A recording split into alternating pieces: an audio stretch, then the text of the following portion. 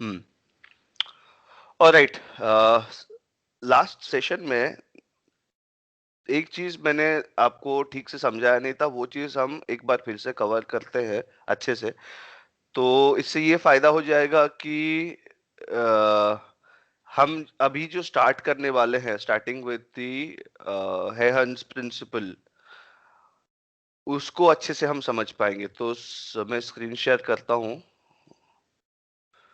और सब कंफर्म करें कि किसी को दिख रहा है कि नहीं दिख रहा है। व्हाइट बोर्ड अभी मैंने खोला नहीं, I am just opening it up. Okay, ये हमारा लास्ट सेशन का था। और कुछ है क्या?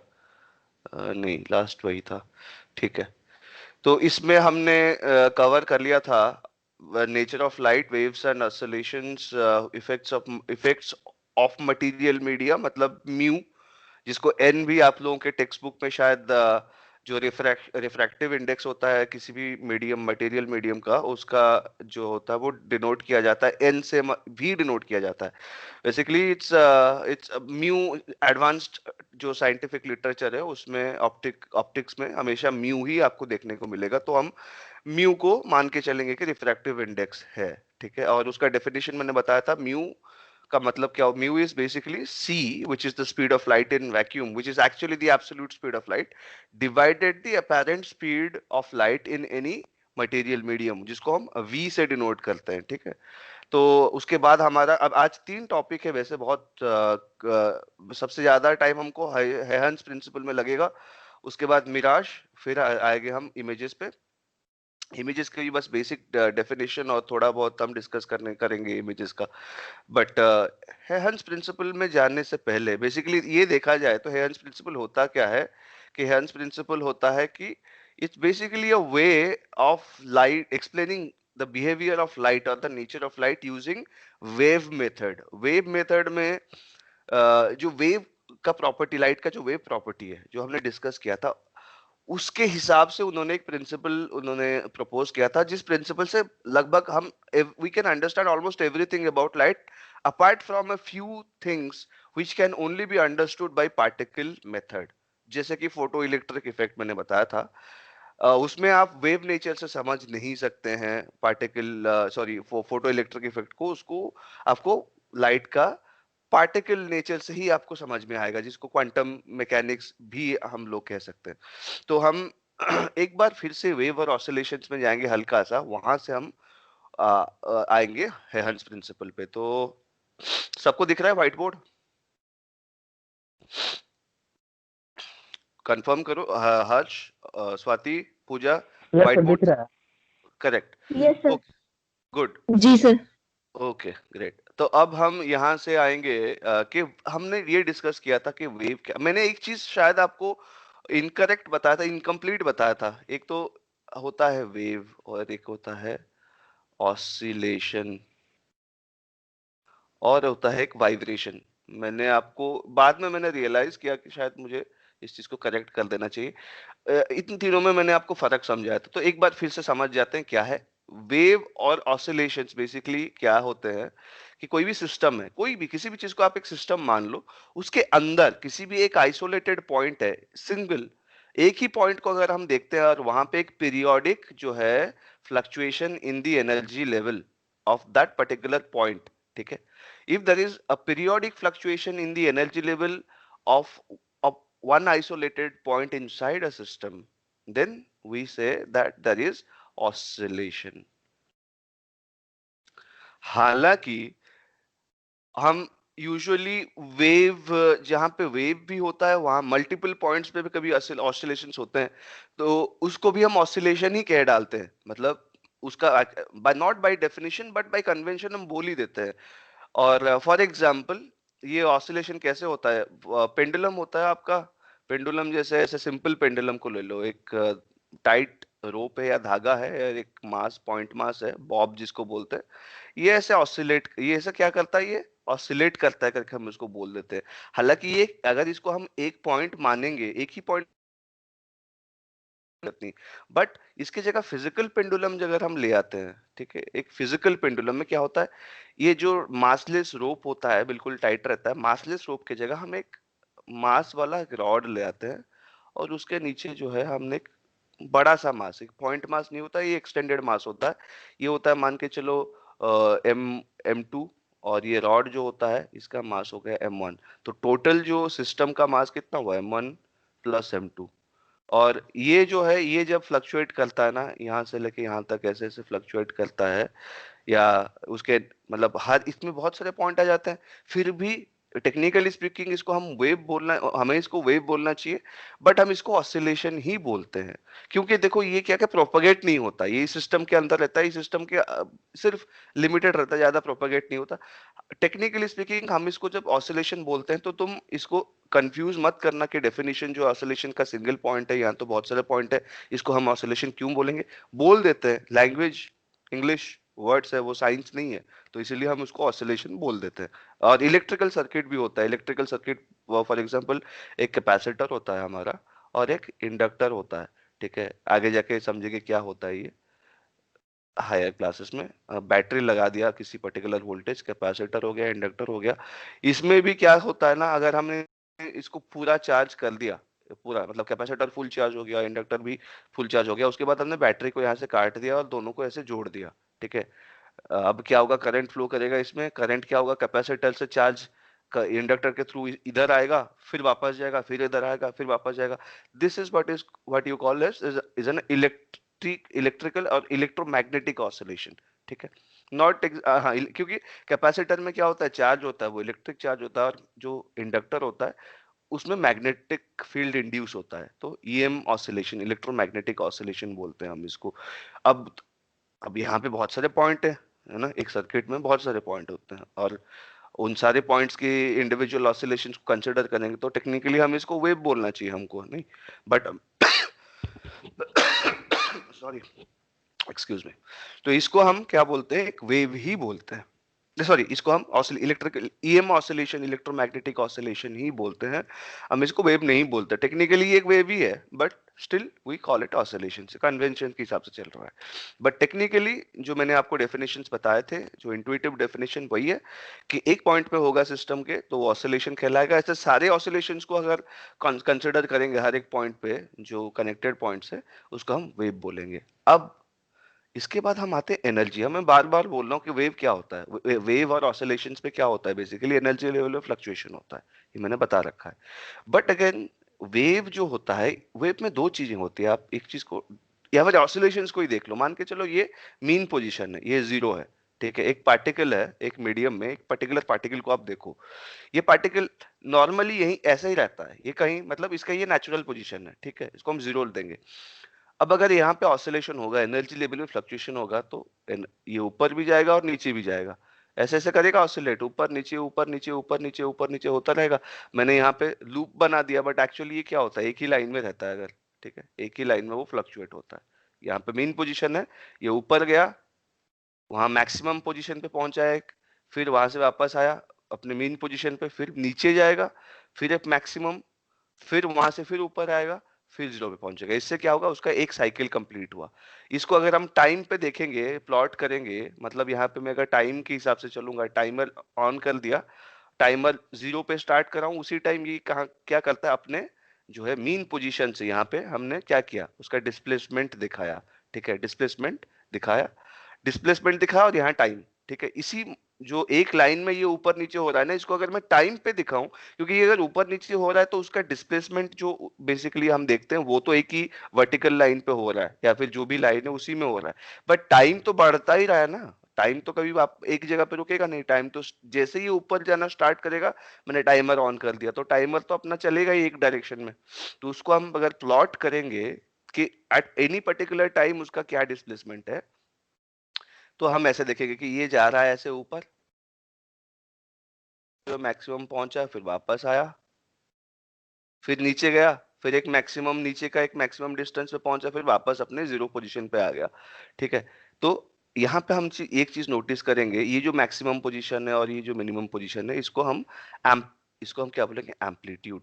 तो जीरो मतलब मीन पोजीशन, तो जीरो से जो ऊपर मैक्सिमम डिस्टेंस जाता है, डिस्प्लेसमेंट होता है, वो प्लस ए है, और जो नीचे जाएगा वो माइनस ए है। हमेशा हमेशा ये है कि ये जितना ऊपर जाएगा उतना ही नीचे आएगा। इसका मतलब ग्राफ अगर टाइम के हिसाब से प्लॉट करें तो ये प्लस ए होगा और ये पॉइंट होगा माइनस ए। ठीक है, ए की जगह कोई भी नंबर आप रख सकते हो। डिस्प्लेसमेंट का यूनिट तो मीटर होता है वैसे, मगर अगर यहाँ पे जरूरी नहीं है कि सिर्फ आप डिस्प्लेसमेंट में फ्लक्चुएशन हो, यहाँ पे बहुत सारी चीजें होती है। डेंसिटी में भी फ्लक्चुएशन हो सकता है उसके, है ना।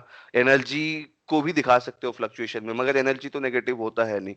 ठीक है, तो एनर्जी को दिखाने का अलग तरीका होता है। करंट दिखा सकते हो, इलेक्ट्रिकल सर्किट, अगर जैसे मैंने बताया, ये जो इलेक्ट्रिकल सर्किट बताया, इलेक्ट्रिकल जो ऑसिलेशन है, उसमें भी आप करंट अगर इसी डायरेक्शन में जा रहा है करंट, तो इसको पॉजिटिव मान सकते हैं, ऑपोजिट जाएगा तो नेगेटिव हो जाएगा।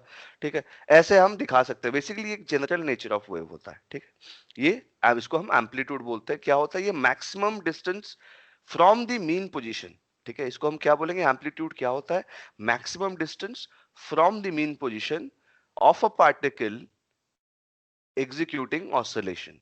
ठीक है, वो उसका डेफिनेशन है। तो अब देखो एनर्जीज में क्या आता है, चाहे तुम डिस्प्लेसमेंट ले लो, डेंसिटी ले लो, करंट ले लो, कुछ भी क्वांटिटी ले लो, अल्टीमेटली वो सबसे फंडामेंटल लेवल में एनर्जी में ही फ्लक्चुएशन हो रहा है। तो वेव जो होता है, आपको मैंने दिखाया था कि वेव का एक चीज होता है एम्पलीट्यूड, कि वो अपने मीन पोजीशन से वो कितना ऊपर या नीचे जा रहा है ना, और और कितनी जल्दी जा रहा है। अब देखो धीरे धीरे मैं इस चीज को, वेव को मैं बहुत ही पास पास लेके आ रहा हूँ। ठीक है, वेव कैसा हो सकता है, एक वेव ऐसे भी हो सकता है, ये बड़ा आलसी वेव है। ठीक है, धीरे धीरे जा रहा है। अब अगर बहुत ही मतलब जिसको बोलते हैं ना स्पोर्टी वेव है, वो ऐसे ऐसे जाएगा, बहुत ही मतलब फ्लक्चुएशन रैपिड हो जाएगा। अब देखो ये जो है, ये एक ऑसिलेशन कंप्लीट कर रहा है। ठीक है, अब हाँ, यहाँ पे एक चीज और बता बता देना भूल गया यहाँ पे, कि एक कंप्लीट ऑसिलेशन करने के लिए जितना टाइम चाहिए होगा किसी भी वेव को या किसी भी ऑसिलेशन को, एक कंप्लीट साइकिल, मतलब मीन पोजीशन से ऊपर गया वापस मीन पोजीशन पे आया, ये हाफ साइकिल है। मगर फिर नीचे जाएगा, नीचे से भी पूरा कंप्लीट करके जब वापस आएगा, ये पूरा सेक्शन जो है वो एक साइकिल होता है। और ये एक साइकिल के का जो टाइम लेता है, वो उसको हम टाउ बोल सकते हैं, टाउ, ग्रीक लेटर टाउ। ठीक है, ये एक टाइम मतलब क्या है, कि एक कंप्लीट साइकिल एग्जीक्यूट करने के लिए किसी वेव या ऑसिलेशन को जितना टाइम चाहिए होता है, उसको हम टाइम पीरियड बोलते हैं। क्या बोलते हैं, टाइम पीरियड। और जिसको हम डिनोट किससे करते हैं, ग्रीक लेटर टाउ से करते हैं। ठीक है, ये उसका टाइम पीरियड होता है। और यहाँ पे मैंने जो चीज दिखाया वो फ्रीक्वेंसी है। फ्रीक्वेंसी को हम एफ भी बोल सकते हैं, एफ। ठीक है, फ्रीक्वेंसी मतलब एफ। तो एफ का क्या मतलब होता है, कितने साइकिल होते हैं, इसमें कितना साइकिल होता है, मतलब एक सेकेंड के अंदर कितना साइकिल है। ठीक है, अब इस चीज को, ये हो गया फ्रीक्वेंसी। अब सीधी सी बात है, इन ये जो एक आलसी वेव है उसका फ्रीक्वेंसी कम होगा। अगर मैं इसको फ्रीक्वेंसी ऑफ आलसी वेव लिखूंगा और ये इसको लिखूंगा फ्रीक्वेंसी ऑफ स्पोर्टी, तो इन दोनों में क्या होगा, F of sporty is always much much much greater than frequency of आलसी वेव। ऐसा कोई वेव होता नहीं, बट मैं एग्जांपल बता रहा हूँ बस। ठीक है, वही बात है ना, एनर्जी देखो ना, तुम खुद देखो अपने को, तो क्या लगेगा यार, ये कितना धीमा चलता है। मतलब उस सुबह उठेगा, उठने के बाद जो है अपना सब चाय वाय पिएगा, उठेगा का, जब तक वो तैयार होके अपने काम के लिए तैयार होगा ना, तो उसको 4-5 घंटे लग जाएंगे उठने के बाद, है ना। जो स्पोर्टी इंसान है, तुरंत उठेगा, अपना साफ करेगा, ऑर्गेनाइज करेगा चीजों को, चाय पिए ना पिए, खाना खाए ना खाए, वो 1 घंटे के अंदर तैयार होके आपको मिलेगा। तो सारा काम जो करने का उसको टाइम, उसका जो टाइम पीरियड है बहुत कम है। ठीक है, जिसका फ्रीक्वेंसी ज्यादा है उसका टाइम पीरियड क्या है, कम है। और जिसका आलसी जो है, जिसका फ्रीक्वेंसी कम है, उसका टाइम पीरियड ज्यादा होगा। तो ये जो चीज जो है, ये जो हम मैथमेटिकली भी यहाँ पे देख सकते हैं। तो टाइम पीरियड टाउ क्या होता है, इसका मतलब क्या होता है, इसका मतलब है, this is the time taken T, which is T for one cycle. ठीक है, एक साइकिल के लिए जो टाइम है वो उसका टाइम पीरियड होता है। तो इसका मतलब है, अगर किसी चीज का मतलब, इसका मतलब है वन साइकिल, या फिर इसको हम कैसे मैथमेटिकली लिखेंगे, 1 मिनट मेरे को सोचने दो।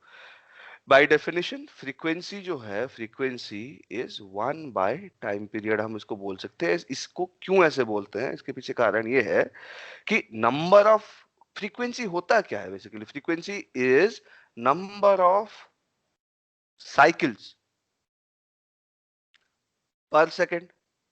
एक सेकेंड में मैंने बताया कि एक सेकेंड में जितना साइकिल वो कंप्लीट करेगा कोई वेव, उसको हम उसका फ्रीक्वेंसी बोलेंगे, ठीक है। So F is equal to the number of cycles per second, ठीक है। मगर अब यहां पे अगर किसी वेव का हमारा जो है टाइम पीरियड हमको पता है, इसका मतलब इतना टाइम तो वो एक साइकिल के लिए लेता है, ठीक है। It takes tau seconds if, for example, a wave or an oscillation takes tau seconds for one cycle. So mathematically अगर मैं तुम्हें अरिथमेटिक ही पूछ लेता हूं कि how many cycles will be there in 1 second, so tau seconds के लिए 1 साइकिल है, तो 1 सेकेंड्स के लिए कितना होगा ये चीज, 1/टाउ, राइट। अगर टाउ सेकेंड्स में एक साइकिल कंप्लीट करता है तो एक सेकेंड में कितने साइकिल कंप्लीट करेगा, 1/टाउ। समझ में आया नहीं आया आप लोगों को, कोई बताए, जिसको कोई डाउट हो तो तुरंत यस पूछे। Yes sir. आ गया सबको हाँ समझ में? Yes sir. ठीक है। ये यस बस सर। एरिथमेटिक है ना, कि अगर तुम एक सेकेंड में जो है अगर तुमको जो है एक रोटी खाने में 5 सेकेंड लगते हैं, 5 मतलब टाउ हो गया, तुम्हारा टाइम पीरियड 5 है, ठीक है। तो अगर एक रोटी खाने में 5 सेकेंड लगेगा तो एक सेकेंड में तुम कितने रोटी खाओगे, 1/5 रोटी खाओगे ना। तो 1/5, अब वही सिंपल एग्जांपल हमने यहाँ पे दिया, तो फ्रीक्वेंसी इज 1/टाइम पीरियड। तो सीधी सी बात है, अगर ये ऐसा है तो उसको हम ऐसे ही बोल सकते हैं कि टाइम पीरियड इज 1/फ्रीक्वेंसी, ठीक है। तो ये हो गया। अब देखो यहाँ पे एक इंपॉर्टेंट चीज ये कंसिडर करना है हमको कि कोई भी वेव है, ठीक है, देयर इज एनी वेव, तो उसका जो एनर्जी होता है ना वेव का, वो दो चीजों पे डिपेंड करता है, ठीक है। पहली बात तो वो फ्रीक्वेंसी पे डिपेंड करता है, कितने ज्यादा वेरिएशन है एक सेकंड के अंदर, कितना ज्यादा फ्लक्चुएशन करता है। और दूसरा चीज जो होता है, वो अपने मीन पोजीशन से वो कितना दूर लेके जाता है पार्टिकल को, ऊपर हो या नीचे हो, ठीक है। जरूरी नहीं कि एम्पलीट्यूड दिया है, अगर ए है एम्पलीट्यूड, जो कि जिसका वैल्यू अगर 10 ही मान लो, 10 मीटर मान लो, ठीक है। तो अभी 10 मीटर जो है, मतलब तुमने ये भी देखा होगा मॉल वगैरह में, ऐसा स्टैंड रहता है, एक बच्चा यहाँ पे कूदता रहता है, कूदेगा तो वो ऊपर जाता है, फिर वापस आता है, फिर नीचे आता है। तो ये जो ऊपर जाएगा, ठीक है, ऊपर जो जितना जंप मारता है ना, उसको तुम एम्पलीट्यूड बोल लो। अगर मैं अच्छे से ठीक से बनाऊं इसको, जो जितना ऊपर जाएगा उतना नीचे भी आएगा। हालांकि इस चीज को रेस्ट्रिक्ट करके रखते हैं वो लोग, डिजाइन करते हैं इंजीनियर लोग, कि उतना नीचे वो नहीं जाएगा तो टकरा जाएगा, मर जाएगा बेचारा, ठीक है। तो इसीलिए इसको हमने ज्यादा टेक्नोलॉजी लगा के उसको बांध के रखा है कि ज्यादा नीचे नहीं जाएगा, वो सिर्फ ऊपर जाएगा। मगर अगर मैं एक आइडियल यहाँ पे एग्जाम्पल सेट करूं, तो जितना ऊपर जाना चाहिए उसको उतना ही नीचे आना चाहिए, ठीक है। कोई डिसिपेशन ऑफ एनर्जी नहीं होना चाहिए। होता क्या है ना कि जब ऊपर जाता है तो ठीक है, वह नीचे आता है टाइम जितना एनर्जी, अगर प्रॉपर एनर्जी का लॉस नहीं होगा, तो वो जितना ऊपर गया उतना नीचे आएगा, मतलब टकरा के मर जाएगा सीधा नीचे फ्लोर में। इसीलिए क्या करते हैं इंजीनियर, बेसिकली ऐसे मैकेनिज्म लगाते हैं, इसको क्या बोलते हैं हम लोग शायद, टैम्पॉन, वो क्या, मैं भूल गया इसको, कुछ बोलते हैं इसको, आई फॉरगॉटन। ट्रैम्पोलिन।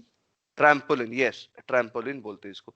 ट्रैम्पोलिन में क्या होता है, अरे वाह, पूरा एडवांस बच्चे हैं सारे यहाँ तो यहाँ इंजीनियर लोग जो क्या कर जो डिजाइन करते हैं, वो क्या करते हैं, जितना एनर्जी के साथ वो नीचे आएगा ना, इम्पैक्ट करेगा, उसको तुरंत ही वो क्या कर लेता है, स्प्रिंग मैकेनिज्म लगा रहता है, उसको वो डिसिपेट कर देते हैं, इसीलिए उतना नीचे नहीं जाता है। तो अगर नहीं लगाऊंगा मैं ऐसे इस ट्राम्पोलिन को, बिल्कुल एक बस एक लेयर ऑफ स्प्रिंग टाइप बना के छोड़ दूंगा, तो ऊपर नीचे जाएगा। जरूरी नहीं है कि कितना ऊपर ऊपर गया या नीचे गया, कहीं पे भी मेन पोजीशन से ऊपर जाए नीचे जाए, कोई फर्क नहीं पड़ता। जितना ऊपर या नीचे जाएगा उसको हम क्या बोलेंगे, उसका मैग्नीट्यूड ले लेंगे, चाहे -5 हो +5 हो, उसका हम पॉजिटिव वैल्यू ही लेंगे। तो वो उसका एम्पलीट्यूड, अब ये डिपेंड करता है, ये भी डिपेंड करता है। अब सीधी सी बात है, मान के चलो स्वाति, अब तुमने ही बोला तो तुमसे की बात करता हूँ, मान के चलो एक ट्रैम्पोलिन है, वो नीचे बहुत जगह है, ठीक है, तुम्हें तुम्हें तुम टकराओगे नहीं, आराम से तुम खेल सकती हो इस पे। अगर तुम इस पे खड़ी हो और तुम स्टार्ट करती हो ऑसिलेट करना, ठीक है, ऊपर गई नीचे गई, अब सीधी सी बात है, अब तुमको ज्यादा ऊपर छलांग मारने के लिए भी एनर्जी लगाना पड़ेगा ज्यादा ना, थोड़ा सा ऊपर जाने के लिए कम एनर्जी लगाना पड़ेगा, अच्छे से अगर ऊपर जाना है तुमको बहुत ज्यादा एनर्जी लगाना पड़ेगा। एक तो वो हो गया, इसका मतलब वेव का जो एनर्जी होता है वो एक तो डिपेंड करता है एम्पलीट्यूड पे। दूसरी बात, तुम्हें अगर 1 सेकंड में, मान के चलो एक पूरा टाइमर लगा 1 सेकंड में, 1 सेकंड में नहीं, तुम मान के चलो नॉर्मली, अगर तुम्हारा मूड ठीक नहीं है, ऐसे हल्के हल्के खेल रहे हो, तो तुम क्या करोगी, एक ऊपर गई फिर नीचे आई फिर मीन पोजीशन पे, एक साइकिल कंप्लीट करने के लिए तुमको मान के चलो 10 सेकंड लगता है। वहीं अगर मैं क्या करूंगा, एक यहाँ पे खड़ा कर दूंगा पूजा को, और तुम दोनों में कॉन्टेस्ट बना दूंगा कि कौन जीत रहा है, कौन कितना ज्यादा ऊपर जाएगा और कौन कितना ज्यादा साइकिल्स कंप्लीट करेगा, तुम दोनों के बीच कंपटीशन स्टार्ट हो जाएगा। जहाँ पे एक साइकिल के लिए 10 सेकंड लग रहा है, वहां 1 सेकंड के अंदर तुम लोग जो है, हो सकता है 5 साइकिल कर लो। नहीं, वो तो इम्पॉसिबल है, बट ठीक है, एग्जाम्पल दे रहा हूँ, 1 सेकंड में 5 साइकिल तुम कर लो। तो एक चीज, अब तुम्हें उसमें ज्यादा एनर्जी लगाना पड़ेगा, राइट। तो एनर्जी जो होता है वेव का, वो दो चीजों पे डिपेंड करता है, एक एम्पलीट्यूड मतलब कितना मीन पोजीशन से या जीरो पोजीशन से कितना ऊपर या कितना नीचे, और फ्रीक्वेंसी के कितने साइकिल एक सेकंड में कंप्लीट करता है। तो दोनों चीज जो होता है, एम्पलीट्यूड एंड फ्रीक्वेंसी, ये इससे हम डिटरमिन करते हैं कि एक वेव में कितना एनर्जी है, ठीक है, इसको बोलते हैं वेव एनर्जी, जो डिपेंड करता है एम्पलीट्यूड पे भी और फ्रीक्वेंसी पे भी। मगर ये, हाँ, ये वेव एनर्जी है, तो ये ऑसिलेशन का भी एनर्जी मान लो, अगर एक ही पॉइंट को कंसिडर कर लो। यहाँ पे हम आते हैं फोटो इलेक्ट्रिक इफेक्ट में। प्रॉब्लम क्या है, हमने देखा था कि फोटो इलेक्ट्रिक इफेक्ट जो है, उसमें हमने लाइट को हमने वेव के हिसाब से अब तक डील भी किया है। तो फोटो इलेक्ट्रिक इफेक्ट में क्या हुआ है, मैंने बताया था कि एक मेटल होता है, मेटल सरफेस, जिसपे फ्री इलेक्ट्रॉन्स है। इसका मतलब ये नहीं कि इलेक्ट्रॉन्स एक्सेस है, अगर एक्सेस इलेक्ट्रॉन हो जाएंगे तो वो नेगेटिव हो जाएगा चार्ज, मगर इलेक्ट्रॉन्स फ्रीली अवेलेबल हैं, बहुत सारे इलेक्ट्रॉन्स हैं। उस मेटल का नेचर ऐसा है कि उसके एटम के चारों तरफ इलेक्ट्रॉन्स बहुत सारे हैं, और ये सारे इलेक्ट्रॉन्स जो हैं वो इस सरफेस के अंदर, इसी सरफेस में फ्रीली मूव कर सकते हैं, इस सरफेस को छोड़ के नहीं जा सकते, इतना एनर्जी उनके पास है नहीं, मगर इस सरफेस के अंदर फ्रीली मूव कर सकते हैं। इसका मतलब, अगर मैं एक लाइट वेव यहाँ डालता हूँ, इंसिडेंट करता हूँ एक लाइट बीम को, लाइट रे को, चाहे उसको तुम वेव ले लो या पार्टिकल या फोटोन का स्ट्रीम ले लो, तो यहाँ पे टकराता है वो किसी, अब इलेक्ट्रॉन्स, फ्री इलेक्ट्रॉन्स अवेलेबल है, इसका मतलब कहीं ना कहीं इलेक्ट्रॉन में टकराएगा ही, और वो इलेक्ट्रॉन को एनर्जी दे देगा, और इलेक्ट्रॉन यहाँ से निकल जाएगा, ठीक है, इलेक्ट्रॉन जो है यहाँ से निकल जाएगा। अब निकल के क्या होगा, यहाँ पे एक पॉजिटिवली चार्ज्ड या पॉजिटिव वोल्टेज वाला एक और, एक आपका एक ग्रिड लगा होगा, या फिर एक लेयर ऑफ एक और सरफेस होगा, तो इलेक्ट्रॉन को वो खींच के अपने पास ले जाएगा, ठीक है। अब फोटो, यहां तक तो समझ में आता है कि चलो ठीक है, इलेक्ट्रोमैग्नेटिक वेव है, लाइट है, तो इसका मतलब इलेक्ट्रोमैग्नेटिक वेव है, ईएम वेव है, उसका एक रे है, वो आ रहा है इधर, गिर रहा है तो इलेक्ट्रॉन को वो रिलीज करके यहाँ तक पहुंचा रहा है, ठीक है, हम समझ गए। मगर साइंटिस्ट लोगों ने ये देखा कि ये जो इलेक्ट्रॉन यहाँ से निकल रहा है, ठीक है, ये जब निकल रहा है तो इसका एक एनर्जी होता है, इस इलेक्ट्रॉन का एनर्जी उन्होंने मेजर किया, कि इसका एनर्जी मान के चलो के है, के कोई भी नंबर है, एक एनर्जी निकाला उन्होंने कि जो इलेक्ट्रॉन, बहुत सारे इलेक्ट्रॉन निकलेंगे, ये रेज टकराएगा तो रे में तो बहुत सारे, एक बीम है, बीम में बहुत सारे रेज होते हैं, ठीक है, और बिकॉज ऑफ द बीम बहुत सारे रे अलग अलग जगह पे टकराते हैं, तो अलग अलग इलेक्ट्रॉन्स निकल के हमारे कलेक्टर के पास जाते हैं, जो पॉजिटिवली वोल्टेज सप्लाइड होता है, पॉजिटिव पोल होता है वो। तो इसका एक मैक्सिमम एनर्जी होता है, इन इन इलेक्ट्रॉन जो यहाँ से निकल के जा रहे हैं ना, उनके एनर्जी नापा, उन्होंने देखा कि एक मैक्सिमम एनर्जी है, इसको हम के बोलते हैं, ठीक है। अब उन्होंने क्या किया ना, कि अब इसका जो अपना इलेक्ट्रोमैग्नेटिक वेव है ना, उसका इन्होंने फ्रीक्वेंसी चेंज करने लगे, धीरे धीरे ग्रेजुअली फ्रीक्वेंसी ऊपर नीचे किया, चेक किया कि इफेक्ट के पे क्या आ रहा है, और उन्होंने एम्पलीट्यूड भी ऊपर नीचे किया, मतलब एक वो उन्होंने पहले रखा था 5 जूल, या फिर 5 एम्पलीट्यूड, अगर तुम देखो तो 5 वोल्ट रखा, मान के चलो 5 वोल्ट, जो भी कोई भी यूनिट है, 5 वोल्ट रखा, या फिर उसको, हाँ, धीरे धीरे उसको उन्होंने 10 वोल्ट कर दिया, फिर 20 वोल्ट किया, ठीक है, ऐसे ऐसे करके उन्होंने वैरी किया। तो उन्होंने देखा कि भाई अगर हम एम्पलीट्यूड चेंज कर रहे हैं ना, तो उसका के साथ कोई रिलेशनशिप नहीं है, कोई फर्क नहीं पड़ता। एम्पलीट्यूड चेंज करेंगे तो इलेक्ट्रॉन का मैक्सिमम जो काइनेटिक एनर्जी, जिस एनर्जी से इलेक्ट्रॉन पहुंचता है कलेक्टर पे, उसके ऊपर कोई असर ही नहीं। ऐसा क्यों भाई? अगर वेव है, उसमें एनर्जी है, वो इलेक्ट्रॉन को वो एनर्जी ट्रांसफर कर रहा है, तो इलेक्ट्रॉन उसी एनर्जी को तो कैरी करके जा रहा है ना कलेक्टर के पास। ठीक है, इसका मतलब अगर वेव का एनर्जी में बढ़ाऊंगा, तो इलेक्ट्रॉन का जो वो एनर्जी है जिसके साथ वो लॉन्च होता है, वो भी ज्यादा होना चाहिए ना, है ना? अगर कोई फुटबॉल है ग्राउंड पे, ठीक है, और उसको मान के चलो, यहाँ पे मैं उस फुटबॉल को, या बास्केटबॉल ही ले लो, एक बास्केटबॉल है, उसको उठाया और मैंने रूफ की तरफ फेंका, उसको वो रूफ पे टकराएगा। अब जितना तेजी से मैं उसको जो है फेंकूंगा, उतना तेजी से वो रूफ पे इम्पैक्ट करेगा। और बहुत ज्यादा जोर से अगर मैं इसको किक करूंगा, तो वो यहाँ हो सकता है रूफ में डेंट भी कर दे या तोड़ भी दे। ठीक है, मगर तो ये उसका के हो गया ना। अब वही बात है ना कि मैं यहाँ पे जो अब उसको किक करने के लिए, अब मैं मान के चलो यहाँ खड़ा हूँ, ठीक है, ये मेरा हाथ है, और ये मेरा एक पैर है, और ये मेरा दूसरा पैर है। अब अगर मैं अपना एक पैर को इधर रखूंगा, इतने, अगर मैं एक पैर को इतने डिस्टेंस में रख के इसको फुटबॉल को किक मारूंगा, और फिर मैं अपने दूसरा लेग को और ज्यादा बढ़ाऊंगा और फिर किक मारूंगा, फिर मैं दूसरा लेग को इतना दूर रख के फिर किक मारूंगा, सबसे ज्यादा एनर्जी में किस में इम्पैक्ट करूंगा? यहाँ पे इम्पैक्ट करूंगा ना। यहाँ पे जब जितना ज्यादा मैं अपने लेग को स्ट्रेच करूंगा, उतना ज्यादा एनर्जी से किक करूंगा, और उतनी ज्यादा एनर्जी में वो यहाँ पहुंचेगा। ठीक है, तो उतना ज्यादा के आएगा इस फुटबॉल का, जो जहाँ पे जितने एनर्जी में वो रूप पे इम्पैक्ट कर रहा है। ठीक है, इसी को तुम एम्पलीट्यूड ही मान लो, ठीक है, फॉर एग्जाम्पल। ठीक है, लेम सेंस में। मगर हमने ये देखा कि यार मैं कितना भी ज्यादा अपना लेग को स्ट्रेच करके किक कर रहा हूँ, तो ये उतने ही एनर्जी में जा रहा है, इसको कोई फर्क ही नहीं पड़ रहा है ना? तो यही चीज है कि उन्होंने क्या किया, इम्पैक्ट अपना जो है, व्हाट इट डिड, कि एम्पलीट्यूड को चेंज किया, मगर कोई फर्क नहीं पड़ा। हाँ, मगर अगर हम फ्रीक्वेंसी को चेंज कर रहे हैं, तो फर्क पड़ रहा है। अगर फ्रीक्वेंसी में बदल रहा हूँ, तो डेफिनेटली फर्क पड़ रहा है। तो उसका मतलब ये है, उन्होंने ये निकाला कि वेव नहीं हो सकता। अगर वेव होता, यहाँ पे अगर हम वेव के हिसाब से कंसिडर करेंगे, तो ए और एफ दोनों मैटर करने चाहिए, मगर सिर्फ एफ मैटर करता है, ए मैटर नहीं करता है। यहीं पे अगर हम पार्टिकल थ्योरी के हिसाब से देखें लाइट को एज अ पार्टिकल, तो क्या होता है कि फ्रीक्वेंसी जो होता है एज अ फोटोन, सिर्फ और सिर्फ लाइट का फ्रीक्वेंसी ही मैटर करता है। इसका मतलब फ्रीक्वेंसी से ही फोटोन की एनर्जी डिटरमिन होती है। और सीधी सी बात है, फोटोन का वेलोसिटी तो एक ही है ना।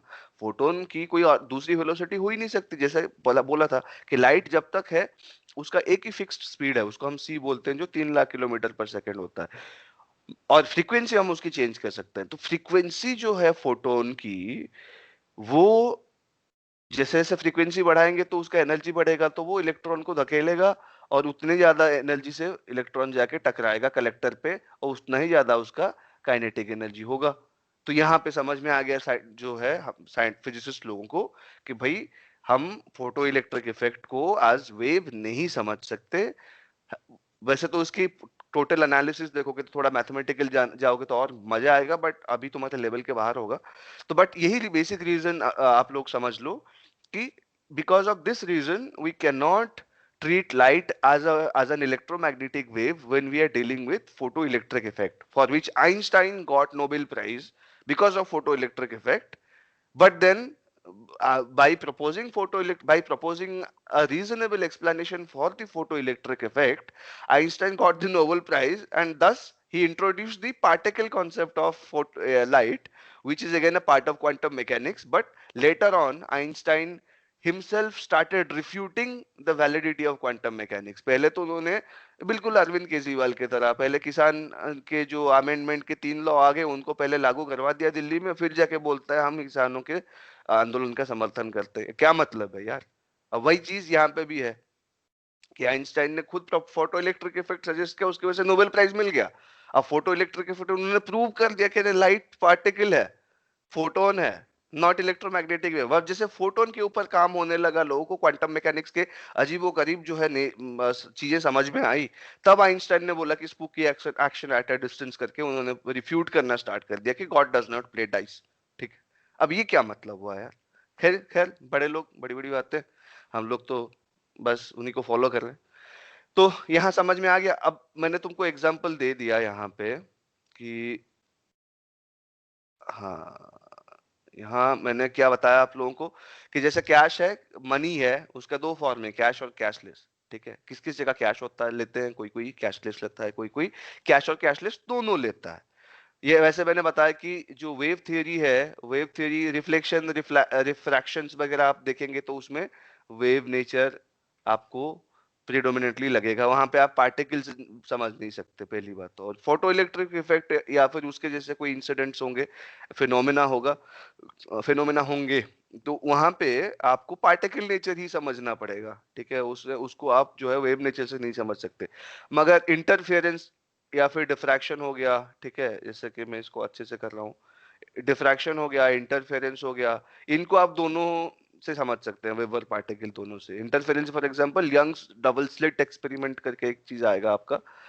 तो इसमें क्या है कि बहुत ही पतला सा शीट है, ओपेक का, टोटली ओपेक शीट है, और छोटे छोटे दो स्लिट्स हैं इसमें, है ना। और यहाँ पे एक बढ़िया प्योर लाइट को जो हमने स्टार्ट किया है, लाइट वेव के हिसाब से जाता है, क्या होता है, यहाँ पहुंचता है तो यहाँ वेव बेंड हो जाता है। ठीक है, यहाँ पे तो खा जाता है, ये सब बैरियर उसको खा जाते हैं, मगर ये छोटा सा छेद होता है ना, वहीं से वेव निकल जाता है। कैसे निकलता है ये अभी हम समझेंगे थोड़ी देर में। तो अब ये वेव आता है, फिर यहाँ से भी वही चीज होता है, वेव आता है। ठीक है, तो अब यहाँ पे जो स्क्रीन होता है ना, यहाँ पे एक स्क्रीन होता है, डिटेक्टर बोलते हैं, स्क्रीन बोलते हैं। वहां पे देखो दो वेव्स, अब क्या हुआ कि यहाँ से एक वेव स्टार्ट हुआ, यहाँ से एक वेव स्टार्ट हुआ, दोनों स्लिट से अलग अलग दो वेव निकल रहे हैं। मतलब एक वेव स्प्लिट होके दो वेव में कन्वर्ट हो गया। अब इन दोनों वेव एक दूसरे के साथ जब इंटरैक्ट करते हैं ना, तो कहीं ये दो एक दूसरे को सपोर्ट करते हैं, कहीं एक दूसरे को अपोज करते हैं, उसी हिसाब से फ्रिंज बनता है। तो जहां सपोर्ट करते हैं वहां ब्राइटनेस ज्यादा होता है, जहां अपोज करते हैं वहां ब्राइटनेस बहुत ही कम होता है, तो वो डार्क फ्रिंज हो गया। तो सेंटर में हमेशा ही ब्राइट फ्रिंज होता है, फिर डार्क, फिर ब्राइट, फिर डार्क, यहाँ पे डार्क, फिर ब्राइट, फिर डार्क। ठीक है, ऐसे फ्रिंजेस बनते हैं, ठीक है, बैंड्स बनते हैं। बहुत मजेदार आता है, इसको मैं तुम्हें दिखा भी देता हूँ इसमें। अच्छा, किसी ने कुछ चैट शायद भेजा है।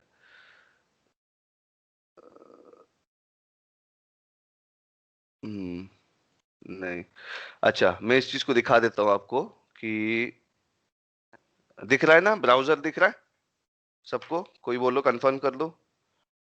Yes sir. Yes sir. हाँ, तो यंग्स डबल स्लिट एक्सपेरिमेंट का जो फ्रिंज पैटर्न दिखा देता हूँ, मजेदार है। अब कौन सा खोलेंगे हम, विकिपीडिया ही खोल देते हैं। ये रखो डबल स्लिट एक्सपेरिमेंट।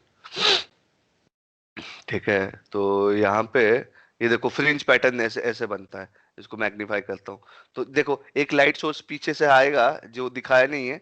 तो जैसे आएगा, या तो तुम एक लाइट सोर्स को दो स्लिट में दो स्लिट से उसको जो है वो कर दो, स्प्लिट कर दो। नहीं तो अगर तुम्हारे पास दो exactly identical source of light है, जिनका फ्रीक्वेंसी बिल्कुल सेम है और जो एम्पलीट्यूड बिल्कुल सेम है, तब तुम दो लाइट सोर्स भी लगा सकते हो। मगर उसमें दो लाइट सोर्स को आइडेंटिकल लाइट सोर्स ढूंढने में इतना डिफिकल्टी है, इसलिए एक ही लाइट सोर्स लेते हैं हम, जो प्योर है, बिल्कुल सिंगल फ्रीक्वेंसी का है।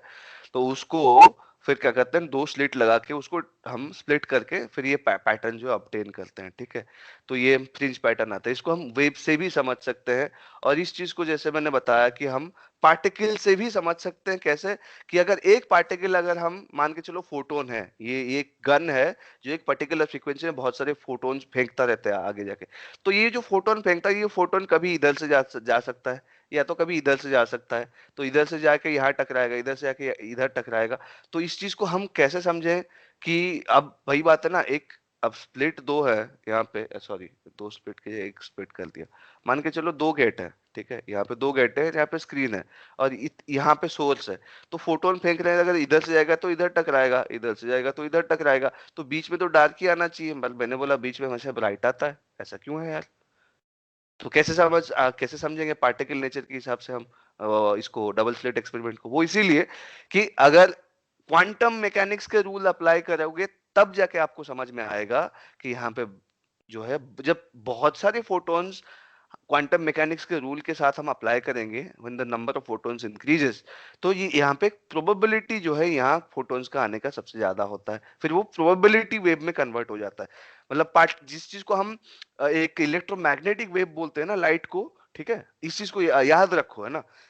इलेक्ट्रोमैग्नेटिक वेव बोलते हैं हम लाइट को in classical way, what do you call, classical electrodynamics में।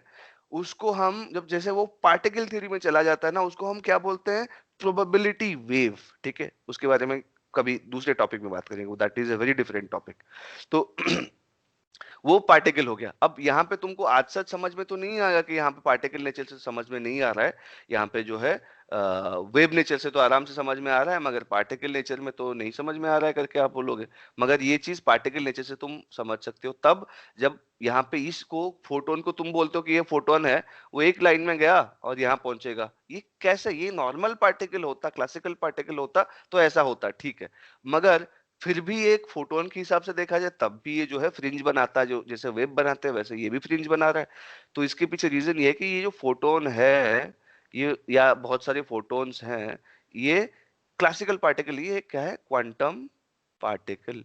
और क्वांटम पार्टिकल क्या करता है, क्वांटम मैकेनिक्स को ओबे करता है। तो क्वांटम मैकेनिक्स के रूल के हिसाब से फोटोन यहाँ पे फ्रिंज बना सकता है।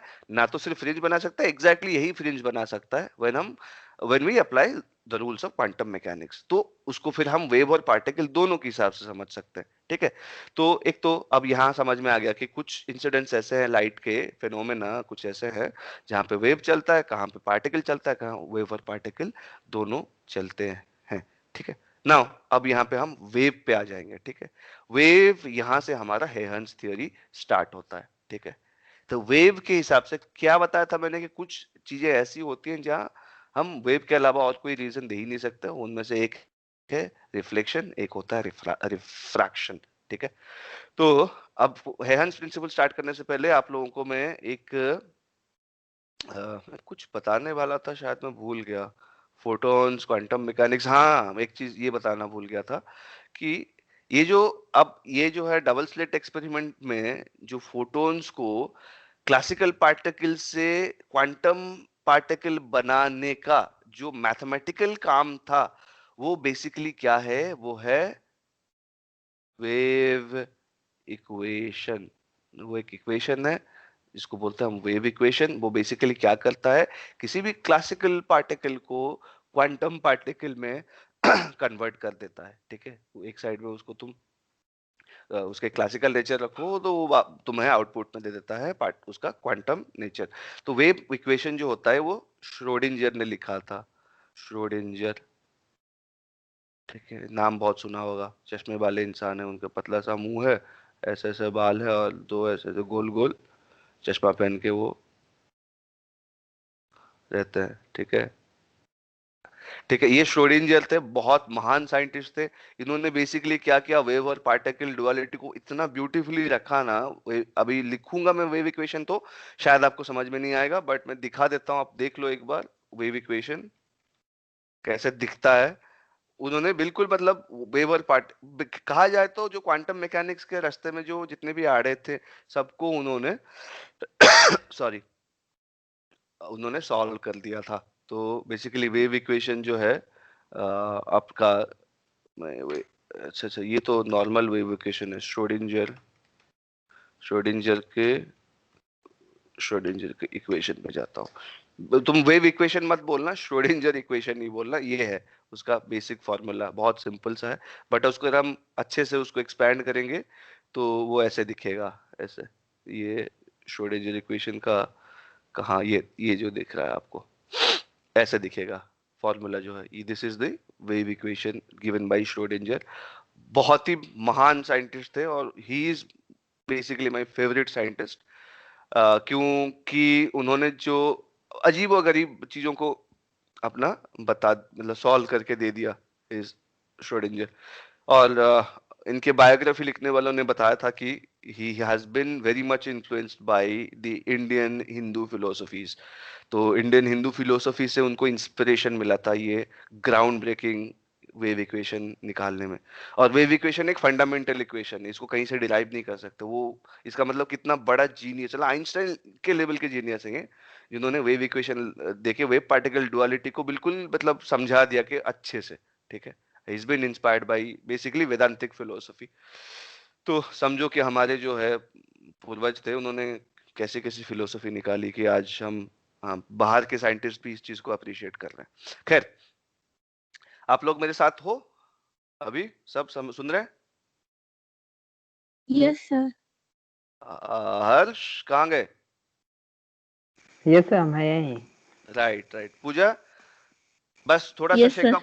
शेकअप कर लो। अब हम इधर जा रहे हैं हेहंस थियरी समझने के लिए। तो हेहंस ने क्या बोला कि रिफ्लेक्शन और रिफ्रैक्शन को कैसे समझेंगे? तो इसको इसको हाइजेंस भी कोई कोई बोलता है, बट ठीक है, बोलने हम बोल भी सकते हो, बट क्योंकि ये डच थे तो इसको प्रोनाउंस ऐसे करते कि हेहंस प्रिंसिपल। हेहंस या हेहन उनका नाम है, हेहंस प्रिंसिपल। तो रिफ्लेक्शन और रिफ्रैक्शन में क्या होता है, बेसिकली हमको पता है कि रिफ्लेक्शन में क्या होता है, एक सरफेस है, रिफ्लेक्टिंग सरफेस, स्मूथ, ठीक है। यहाँ पे एक लाइट को मान के चलो, ये एक पॉइंट है, ठीक है। इसी पॉइंट पे हम नॉर्मल अगर एक ड्रॉ करेंगे तो हम देखेंगे कि अगर लाइट रे आता है यहाँ पे with an angle of incidence I, मतलब लाइट रे इधर आके टकरा रहा है, तो ये जो एंगल है ये अगर आई मानेंगे तो उसी एंगल से ये जो है रिफ्लेक्ट करके निकल जाएगा नॉर्मल के साथ, वही एंगल। अब नॉर्मल के साथ अगर आई एंगल कर रहा है और तो बेसिकली ये वाला एंगल भी इसके साथ बराबर ही होगा, क्योंकि 90 माइनस दिस और ये 90 माइनस आई, ये क्या होगा 90 माइनस आई, और 90 ये होगा 90 डिग्री माइनस आर। तो 90 अगर I is equal to R तो 90 minus I is equal to 90 minus R, है ना। तो बेसिकली हम नॉर्मल को देखेंगे तो रिफ्लेक्शन में क्या होता है कि ये जो रिफ्लेक्शन का जो इंसिडेंट एंगल ऑफ इंसिडेंस होता है, एंगल ऑफ रिफ्लेक्शन बराबर होता है, एग्जैक्टली इक्वल होता है, ठीक है। और this is the law of reflection. और लॉ ऑफ रिफ्रैक्शन क्या होता है कि अगर एक मीडियम है, ये है मीडियम। अब मीडियम क्या बोलूं इसको, मैं म्यू वन बोल देता हूँ, ठीक है, समझ में आ जाएगा, म्यू वन। और ये म्यू टू है, ठीक है। एक मीडियम है, दूसरा मीडियम, ये मीडियम का वैक्यूम मान लो या एयर मान लो, एयर ही मानो तुम। और एयर और वैक्यूम बेसिकली लगभग बराबर ही होते हैं, उसमें कुछ खास फर्क नहीं होता। बट ये एयर हो गया, और ये मान के चलो ग्लास है, कुछ भी है, ग्लास है, वाटर है। तो यहाँ पे अगर एक रे आके गिरता है, ठीक है, यहाँ एक रे आके गिरता है इस पर्टिकुलर पॉइंट पे, और इसको जो है ये नॉर्मल है, ये एक परपेंडिकुलर या नॉर्मल मान के चलो, जैसे ये था यहाँ पे। तो यहाँ पे अगर लाइट आता है और इस पॉइंट पे स्ट्राइक करता है, तो एक पार्ट तो रिफ्लेक्शन करके चला जाएगा, ठीक है। मीडियम चेंज होता है तो सिर्फ रिफ्रैक्शन का, प्योर रिफ्रैक्शन कभी नहीं होता, हमेशा रिफ्लेक्शन थोड़ा बहुत होता ही है, ठीक है। थोड़ा सा रिफ्लेक्शन जरूर होता है, ऐसा कभी नहीं होगा कि आपका प्योर, ये चीज शायद आपको कोई नहीं बताएगा, बट बता रहा हूँ, कभी भी प्योरली रिफ्रैक्शन नहीं होता है। तो कुछ तो रिफ्लेक्ट कर जाएगा, मान के चलो एंगल ऑफ इंसिडेंट जो है आई है, और ये angle of incident refraction, sorry ये रिफ्लेक्शन हो गया, ये हो गया क्या, इसको हम क्या बोलेंगे, आर, ठीक है। या रिफ्लेक्शन हो गया आर। तो ये तो रिफ्लेक्शन का केस हो गया, मगर कुछ पार्ट जो है रिफ्लेक्ट करके चले जाएंगे, बट कुछ पार्ट जो है, अगर देखो उसको जाना कैसे कैसे चाहिए था, इसी रूट पे जाना चाहिए था। अगर अब इस एंगल से आया तो ऐसे निकलना चाहिए था उसको, ठीक है। इसलिए उसको डॉटेड करके दिखाया, मगर ऐसा नहीं होता। ये हो सकता है वो इधर जाए, हो सकता है वो इधर जाए, ठीक है। ये रे इधर जा सकता है, तो ये भी अगर इधर से गया तो ये होगा एंगल ऑफ रिफ्रैक्शन, अगर उधर से गया तो ये होगा एंगल ऑफ रिफ्रैक्शन। इसको बोलते हैं हम रिफ्रैक्शन। तो ऊपर का आर जो है रिफ्लेक्शन है, नीचे का आर जो है वो रिफ्रैक्शन है। अब ये वाला पार्ट जो है, ये रास्ता कब लेगा और ये रास्ता कब लेगा, लेगा इनमें से एक ही। ये मल्टीपल चॉइस क्वेश्चन है, more than one option are not allowed. तो यहाँ पे ये कब लेगा, ये तब लेगा जब mu two is greater than mu one, तो ये वाला रास्ता लेगा वो, क्योंकि एंगल ऑफ इंसिडेंस जो है उससे एंगल ऑफ रिफ्रैक्शन कम होगा। कब होगा, जब जो नया मीडियम है उसका वो ज्यादा डेंस है और वो ऑप्टिकली ज्यादा रिस्ट्रिक्टिव है, ठीक है। ऑप्टिकली म्यू टू, अगर mu two greater than mu one, इसका मतलब ये है कि mu two is optically more restrictive then mu one और मीडियम वन। तो ये रास्ता कब लेगा, जब mu two is less than mu one, ठीक है। जब इसका जो है, इसका मतलब क्या है, ये कब होगा, जब म्यू वन म्यू टू क्या है, डेंसर है, ठीक है। जब म्यू टू डेंसर होगा तो आर जो है आई से छोटा हो जाएगा। जब म्यू टू रेयरर होगा या लेस डेंस होगा, रेयर मीडियम होगा, तब आर जो है वो आई से बड़ा हो जाएगा। ठीक है, अब ये चीज तो आप लोगों को समझ में आ गया होगा कि ये होता है, क्यों होता है ये अभी हम समझते हैं। ठीक है, मगर ये होता ही है, ये होता ही है, इसमें कोई मतलब this has been observed every time, this is correct. तो यहाँ पे हमने एक साइंटिस्ट है जिन्होंने डिफाइन किया था कि ये स्नेल्स लॉ ये कहता है कि अगर चाहे कुछ भी हो, चाहे म्यू, ये दोनों केस है, चाहे mu two is greater than mu one हो या mu two is less than mu one हो, हर जगह क्या होगा, sine I by sine R is equal to mu two by mu one. ठीक है, तो ये फॉर्मूला है, sine I by sine R is mu two by mu one. इसी फॉर्मूले को समझने के लिए अभी तुमको ये जरूरी है कि तुम साइन के बारे में समझो। साइन क्या होता है, मैंने बता दिया था। साइन क्या होता है कि अगर एक ट्राइंगल लेते हैं, राइट एंगल ट्राइंगल, जो ट्रिग्नोमेट्री में पढ़ाई होगा तुमने, अगर राइट एंगल ट्राइंगल में ये राइट एंगल है, इस एंगल को हमने थीटा लिया, अगर इस एंगल को थीटा नहीं, तो अगर इसको थीटा लोगे तो फिर सब कुछ मतलब अलग हो जाएगा। मैंने अगर इस एंगल को थीटा लिया तो थीटा के बिल्कुल सामने जो है उसको हम बोलेंगे परपेंडिकुलर, और थीटा के साथ जो नीचे की तरफ है उसको बोलेंगे हम बेस, और जो बच गया उसको बोलेंगे हाइपोटेन्यूज। तो इसमें तो हमको पता है पाइथागोरस थ्योरम क्या कहता है कि H square is P square plus B square. अगर आप पाइथागोरस थ्योरम के पास नहीं जानना है हमको, हमको देखना है अगर ऐसा सिचुएशन है तो अगर हम रेशियो निकालेंगे of P by H, P है ये एच है, अगर पी बाई एच का हम रेशियो निकालेंगे ना सॉरी, उस रेशियो का नाम हमने क्या रखना है, साइन थीटा। अगर मैं बी बाई एच करूंगा तो वो हो जाएगा cosine theta, cosine of theta. ठीक है, इसको हम कॉस भी बोलते हैं। तो अब वही जो पी बाई एच का रेशियो है उसी को हम साइन थीटा बोलते हैं। ठीक है, यहाँ मैथमेटिक्स आ गया। अब जैसे जैसे हम थीटा को बढ़ाएंगे पी बाई एच का रेशियो बढ़ता रहेगा। थीटा अगर जीरो हो गया, अगर थीटा मैंने जीरो रख दिया तो क्या होगा कि वही बात है ना, जीरो एंगल में तो मतलब सीधा मतलब ये जो हाइपोटेन्यूज है ये बिल्कुल बेस के साथ मिल गया। ठीक है, अगर जीरो एंगल कर दिया तो ये हाइपोटेन्यूज क्या किया, पूरा बेस के साथ आके मिल गया। मिल गया इसका मतलब पी हो गया जीरो, तो zero by base, zero by hypotenuse which is also base, 0 by anything, unless the anything is 0, 0 by anything is 0, तो sin of 0 is sin of 0 is 0। ठीक है, अब इसको हम थीटा को तो डिग्री में ले सकते हैं, रेडियन पे भी ले सकते हैं, but let us just say talk things in, let us just talk about angles in degrees only। तो sin of 0 डिग्री is 0। अगर मैं थीटा को 90 डिग्री कर दिया तो क्या होगा, यहाँ पे एक प्रॉब्लम आ जाएगा आप लोगों अच्छा को। सर, हाँ पूछो। अच्छा सर, 0/0 इज इक्वल टू 1। नहीं, 0/0 1 नहीं है, 0/0 अनडिफाइंड है। मैंने क्या बोला, 0 एनीथिंग इज 0, बट तभी होता है जब एनीथिंग जो है मैंने लिखा है ना डिनोमिनेटर में, वो जब तक 0 नहीं है तब तक तो ठीक है। जैसे ही ये डिनोमिनेटर 0 हो जाएगा तो ये रेशियो 0/0 ये क्या हो जाता है, अनडिफाइंड। यहाँ पे मैथमेटिक्स काम नहीं करता, ये अनडिफाइंड होता है। क्यों होता है, इसके पीछे एक रीजन है। क्या ये सर? है, रीजन ये है कि देखो, अब anything bye anything, anything by the same thing, or just let us just say, मैं अगर कोई भी चीज, अरे ये कंट्रोल जेड क्यों नहीं हो रहा, अरे थोड़ा सा दिक्कत आ गया। हाँ, अरे यार, हाँ, अब कहाँ थे हम लोग, वेव इक्वेशन के बारे में बात कर रहे थे, एनीथिंग एनीथिंग, हाँ, ये एनीथिंग छोड़ो, तुम कोई भी चीज ले लो, तुम कोई भी एक चीज ले लो, मान के चलो एक्स है, let us just assume x. ठीक है, कोई भी चीज उसको हम एक्स बोलते हैं, एक्स की जगह तुम कुछ भी रख सकते हो, कोई भी नंबर रख सकते हो, या डेसिमल नंबर रख सकते हो, फ्रैक्शन कुछ भी रख सकते हो, नंबर रख सकते हो।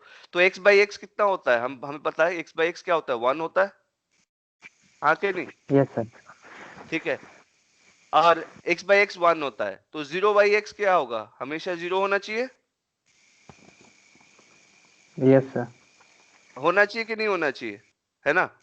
अब x बाई एक्स 1 हो सकता है, 0/x 0 हो सकता है, मगर x, अगर मैं x को ही 0 ले लिया तो अब भाई 0/0 क्या लिखूंगा भाई, anything by anything should be 1 और 0/anything हैज टू बी 0। अब क्या है, ये होगा या ये होगा, इन दोनों में कौन सा होगा? यहाँ डेफिनेशन हमारा गड़बड़ हो गया ना, तो इसीलिए हम उसको क्या बोलते हैं, 0/0 को अनडिफाइंड। उसके पीछे कारण यही होता है कि 0/0 क्या है, 0/0 को हम ऐसा देख सकते हैं 0/anything इज 0, और 0/0 को ऐसे भी देख सकते हैं कि एनीथिंग बाई एनीथिंग 1 हो सकता है। तो इज 1 इक्वल टू होगा या 1। 0 होगा, हमें समझ में, अब यहाँ पे मैथमेटिक्स जो है इसका आंसर नहीं निकाल सकता, हमारा ब्रेन यहाँ पे फेल हो जाता है, इसीलिए हम इस चीज को जो है नहीं मतलब अनडिफाइंड बोल दिए हैं, ठीक है। हाँ, यस तो अब सर। मैं बोला था कि किसी ट्राइंगल, अच्छा एक बात बताओ, साइन 0 तो 0 हो गया, साइन 0 डिग्री इज 0, ठीक है। अब साइन 90 डिग्री कैसे निकालोगे भाई, साइन 90 डिग्री कैसे 1। निकालोगे जरूर।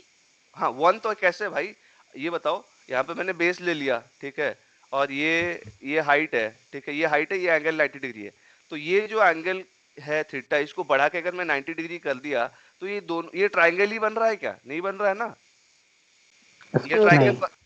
तो फिर हम ट्रिग्नोमेट्री कैसे लगा सकते हैं, मैं हम साइन 90 जो है कैसे निकालेंगे, जब ट्राइंगल ही नहीं हो रहा है, तो उसको साइन 90 कैसे बोलेंगे, बताओ, कोई कोई बता सर हम सकता है? अप्रोक्स ले लेते हैं, सर हम अप्रोक्स ले लेते हैं। बिल्कुल सही बोला, बिल्कुल एग्जैक्ट अप्रोक्सीमेशन लेते हैं हम इसमें, और इसको हम क्या करते हैं, हम लिमिट ले लेते हैं इसमें। लिमिट कैसे, कि ये एंगल को धीरे धीरे बढ़ाते रहेंगे, कोई भी यहाँ कोई भी बेस ले लिया, और हाइट, बेस को फिक्स रख लिया हमने, ठीक है, ये बेस जो है फिक्स रख लिया, और ये एंगल जो है थीटा को बढ़ाते रहेंगे, तो हाइट भी बढ़ेगा इसका, अब सॉरी हाँ, हाइट मतलब परपेंडिकुलर भी बढ़ेगा और हाइपोटेन्यूज भी बढ़ता रहेगा।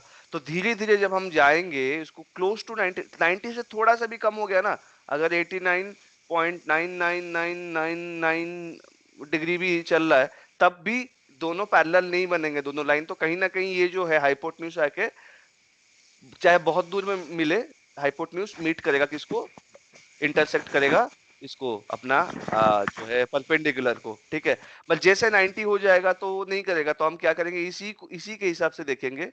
अगर दो वही बात है ना, अगर ये एग्जैक्टली 90 हो गया तो सीधी सी बात है, कहीं ना कहीं तो इन्फिनिटी में दोनों मिलेंगे ना, ये हाइपोटेन्यूज और जो हाइपोटेन्यूज हो गया, और ये हो गया आपका परपेंडिकुलर, ये कहीं ना कहीं जो है मिलेंगे, एक दूसरे के साथ मीट करेंगे, करेक्ट। अगर मीट कर रहे हैं तो कहीं ना कहीं इन्फिनिटी में मीट करेंगे, अब मगर तब तक क्या होगा, दोनों बराबर, दोनों का हाइट क्या होगा, दोनों का लेंथ लगभग बराबर तो हो ही जाएगा ना, p विल बी तो approximately sir equal to h, so p/h will be 1, तो sin 90 इसीलिए डिफाइन होता है 1।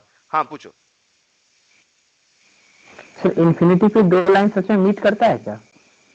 हाँ बिल्कुल मीट करेगा, इन्फिनिटी है कहाँ, बहुत दूर है, तो कहीं ना पैरेलल कहीं तो लाइन। मीट करेगा कहीं ना कहीं तो मीट करेगा इन्फिनिटी तक, तो मतलब हम अस्यूम कर ही सकते हैं कि इन्फिनिटी में, अब तुम्हारे मेरे बीच दुश्मनी है, ठीक है, कट्टर दुश्मनी है, मतलब भैया देखेंगे तो हम लोग एक दूसरे का गला काट देंगे, तो फिर भी हम अस्यूम कर सकते हैं कि आज, हाँ, क्या हमारी दुश्मनी एक दिन में खत्म होगी, नहीं होगी, 2 दिन में नहीं होगी, 1 साल में, 10 साल में, 50 साल में, 100 साल में नहीं होगी, हो सकता है इटर्निटी में कंप्लीट हो जाए, ठीक है, मतलब इन्फिनिटी में हम दोस्त बन जाए, अस्यूम कर सकते हैं ना सर सेफली। तो यहाँ दुश्मनी थोड़ी ना सर, मतलब कि सर यहाँ पे तो दो लाइन है जिन दोनों के बीच का डिस्टेंस इक्वल रहेगा हमेशा, तो सर मीट कैसे करेगा, ये हम नहीं समझ पाते हैं। तो वही बात है ना, तो फाइनाइट सोचोगे तो नहीं मीट करेंगे, मगर इनफाइनाइट में जाओगे तो मीट करेंगे। इनफाइनाइट का कॉन्सेप्ट ही अलग होता है, इनफाइनाइट अपने आप में बहुत अजीब चीज है भाई, बड़े बड़े मतलब जो है वो सारे रोगों का निवारण होता है, तुम्हें पता है ना, infinite cures all the diseases, ठीक है, सर हाइपोथेटिकली ऑफ प्रैक्टिकली ये कोर्स। तो इम्पॉसिबल है।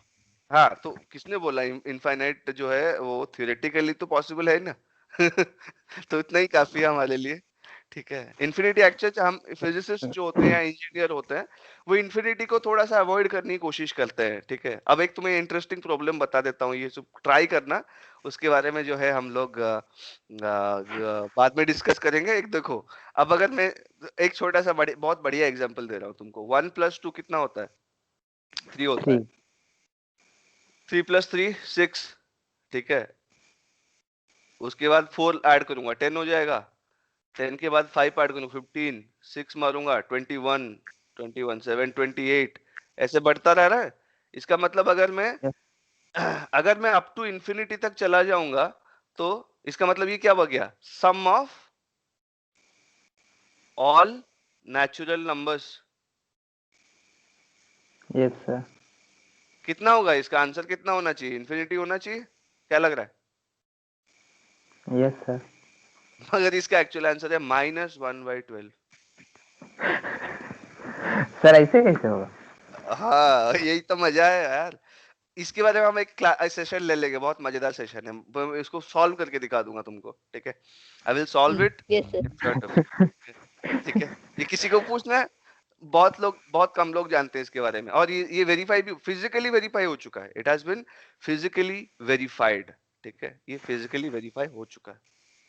तो खैर, वापस आते हैं।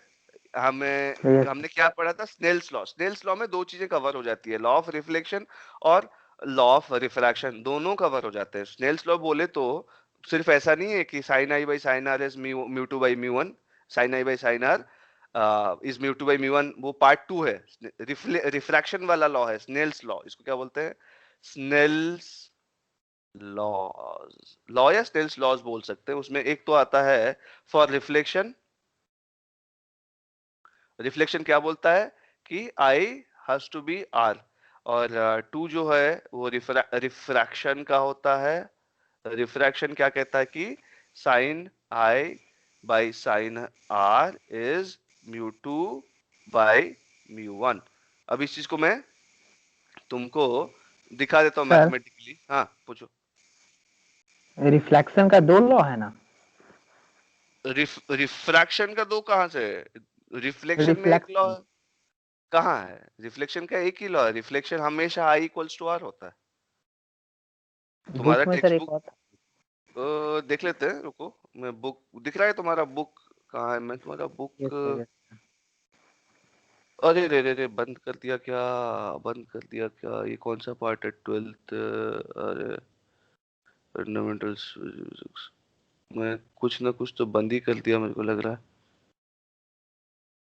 अच्छा छोड़ो, बाद में देखते हैं। मैं तुम्हारा बुक निकालता हूँ, कहाँ है तुम्हारा बुक? लेटेस्ट में होगा। यही है शायद। हाँ, यही है ना, यही है ना तुम्हारा बुक, रिफ्लेक्शन और रिफ्रैक्शन वाला। यस सर यही है। हाँ तो ऊपर ऊपर ऊपर ऊपर। हाँ, कहाँ है? ये है। अरे ये लॉ थोड़ी इधर ना, से। ये तो बतिया रहे हैं तुमको। अच्छा ये तो, अरे वही बात है ना ये। हाँ, incident ray normal to the, हाँ ये बेसिकली तुम बोल सकते हो इसको, रिफ्लेक्शन का और रिफ्रैक्शन का भी अलग ले सकते हो। हाँ ठीक है, मतलब समझ गया तुम्हारी बात। अच्छा ठीक है, इस चीज को हम बता देते हैं। क्या है कि अब तुम्हारा कोई यहाँ पे सरफेस है, ठीक है? अब अच्छे से अगर बोर्ड एग्जाम्स के लिए तो अलग से तुमको देखना पड़ेगा कि ये है कि अगर, अच्छा सब सुन रहे हैं ना? यहाँ पे मैं एक छोटा सा चीज ऐड कर रहा हूँ, क्योंकि हर्ष ने पॉइंट आउट किया था कि एक चीज तो ये जो मैंने बताया वो तो मेन लॉ है। बेसिकली मेन लॉ यही है कि रिफ्लेक्शन और रिफ्रैक्शन में, कि बताया कि आई इक्वल्स टू आर होता है रिफ्लेक्शन के लिए, और sine I by sine R equals to mu two by mu one होता है, ठीक है? ये तो है ही, मगर एक थर्ड चीज भी है इसमें। तुम स्नेल्स लॉ में तीसरा भी ऐड कर लो। अगर कोई तुमसे स्नेल्स लॉ पूछ रहा है तो तुम इसको ऐसे भी बोल सकते हो, वन, रिफ्लेक्शन में I equals to R, refraction में sine I by sine R equals to mu two by mu one. और इंसिडेंट रे, आई रे, इसको बोलेंगे आई रे, incident ray, reflected ray, incident, इसको आर रे मतलब रिफ्लेक्टेड रे हो सकता है या रिफ्रैक्टेड रे भी हो सकता है, ठीक है? आई रे और आई रे एंड द नॉर्मल, इसको ऐसे कर सकते हो, इसको इतना भी लिखने की कोई जरूरत नहीं है। हाँ, एंड नॉर्मल एन, ठीक है? इसको एन ना लिख के मैं कैपिटल एन करूंगा। आई ray, R ray and N, all all same plane.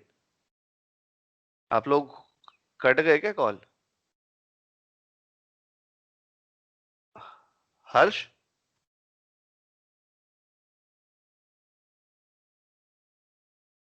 हाँ,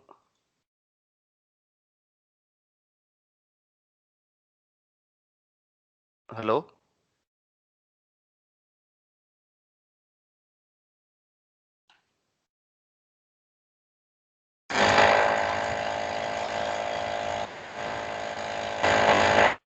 आ गया ज्वाइंट। हाँ हाँ। अच्छा आप लोग सुन पा हेलो। रहे हो? हाँ हाँ हाँ। Yes Harsh, sir, yes sir. Swati, Pooja. Yes sir. Okay. Swati Anand, okay cut, वो आ जाएगी शायद स्वाति आनंद। अच्छा ठीक है। तो हम अब तक वही, अब ये देखा आप लोगों ने कि क्या तीन लॉ है। एक तो स्नेल्स लॉज में क्या आ जाएगा, रिफ्लेक्शन, रिफ्रैक्शन, और ये तीसरा एक स्टेटमेंट है जो बेसिकली कॉमन सेंस के हिसाब से तो वही है, उसको लिखने की आसत जरूरत नहीं है, बट ठीक है। आप लोग जो है हाई स्कूल में हो, 10th वगैरह में, सेकेंडरी लेवल पे इसको लिखना शायद आपको जरूरी हो जाए। वो क्या है कि आई रे, आर रे और एन ये हमेशा एक ही प्लेन में लाई करेंगे। तो क्या लिखेंगे, आई ray, R ray and N all lie in the same plane. उसको मैं कैसे दिखाऊं तुमको, इधर दिखाता हूँ। अब ये जो है अपन का, मैं फिर से खोल रहा हूँ, ये बड़ा ट्रबल कर रहा है। कितने चीजें हैं यार, मुझे हमेशा लगता है कि बहुत आराम से कवर हो जाएगा, बट बात करते करते बड़ा लंबा चल जाता है। बहुत ज्यादा लंबा। हाँ, नहीं समझ में आना चाहिए ना। वैसे चाहूँ तो मैं 15 मिनट में तुम्हारा पूरा सिलेबस खत्म कर दूं, फिर तुमको कुछ समझ में नहीं आएगा। क्या, क्यों स्वाति? सर मेरा नहीं ना है सिलेबस अभी इसमें। क्या चीज? सर मेरे सिलेबस में तो नहीं ना होगा सर। नहीं, तुम्हारे सिर्फ 9th में तो शायद इतना नहीं है, मगर तुमको 10th में तो जाना ही है ना, नहीं जाना है क्या? Yes sir. हाँ, तो वही 9th में चीज। लाइट है ही नहीं सर। क्या? ना नहीं है ना, हाँ लाइट 9th में नहीं, बट ये है ये वो सब चीजें समझ। अगर देखो सीधी सी बातें बताता हूँ कि तुम अगर अभी कोई भी एनटीएससी या आप लोग आगे जाके ओलंपियाड, केवीपीवाई, ये सब बहुत बढ़िया अपॉर्चुनिटीज होती है आप लोगों के लिए फ्यूचर में।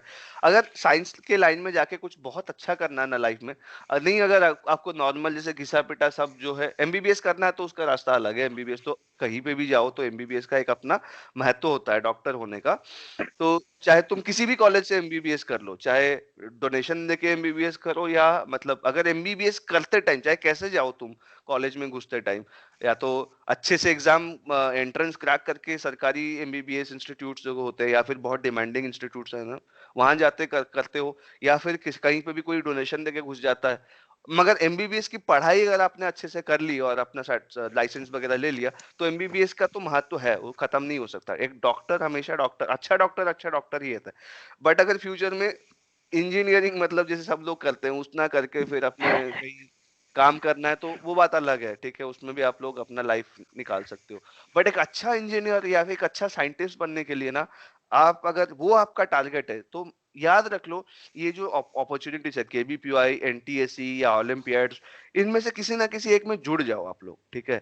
उसमें उसमें कुछ ना कुछ अगर आपको, हाँ क्लियर हो पाए ना हो पाए ये तो अलग बात है यार, लक का मैटर तो है ही हर जगह। बट अगर कोशिश भी कर लिया ना तुमने इन सब चीजों में, तो आपको जो है कुछ ना कुछ अच्छा ही मिलेगा, है ना, फिर फ्यूचर के लिए।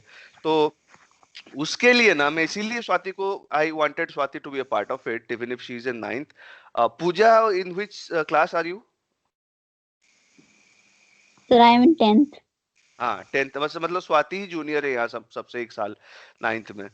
बट मैं इसीलिए चाहता था कि आप लोग, स्वाति के क्वेश्चंस भी अच्छे थे, तो अगर आप लोग अभी ये सब चीजें आपके कान में रहेगा, आपके दिमाग में घुसेगा ना ये सब चीजें, तो क्या होगा ना आगे जाके इन सब एग्जाम्स वगैरह में ना ये अप्रोच लोगे ना, आपको डर नहीं लगेगा, आप बड़े मतलब मजा आएगा। क्योंकि ये सब एग्जाम्स ऐसे ही डिजाइन होते हैं कि जो आपके सिलेबस में नहीं होता ना वही सब पूछते हैं, क्योंकि सिलेबस में तो सबके लिए है ना। अब वही बात है, अगर मैं फिर तुम लोगों का एंट्रेंस एग्जाम लूंगा, किसी को मैं, तुम में से किसी के पास क्या मतलब एक्स्ट्रा क्या है ये जानने की कोशिश करूंगा, तो अगर सिलेबस से पूछूंगा तो भैया सब आंसर दे देंगे ना। तो बस ये। तो अब मैं क्या बोल रहा था, यहाँ पे हम लोग क्या डिस्कस कर रहे थे कि हाँ जो थर्ड एडिशन है वो ये है कि ये सरफेस है, ठीक है, एक सरफेस है, मीडियम चेंज हो गया यहाँ से म्यू 1, यहाँ से म्यू 2 स्टार्ट हो गया। एक रे ऑफ लाइट आके यहाँ टकराता है, ठीक है, टकराता है, तो सीधी सी बात है, सबसे पहले हमको क्या करना है, जहां पे टकरा, जिस पॉइंट पे टकराएगा ना, वहां पे हमको एक लाइन ड्रॉ करना है जो नॉर्मल टू द सरफेस होगा। ये सरफेस है, normal to the surface, surface in the sense जहां पे मीडियम चेंज होता है। अगर रिफ्लेक्शन होता है तो हम इसको सरफेस बोलेंगे, अगर रिफ्रैक्शन होता है तो हम उसको, रखो मैं इसको और अच्छे से बता देता हूँ।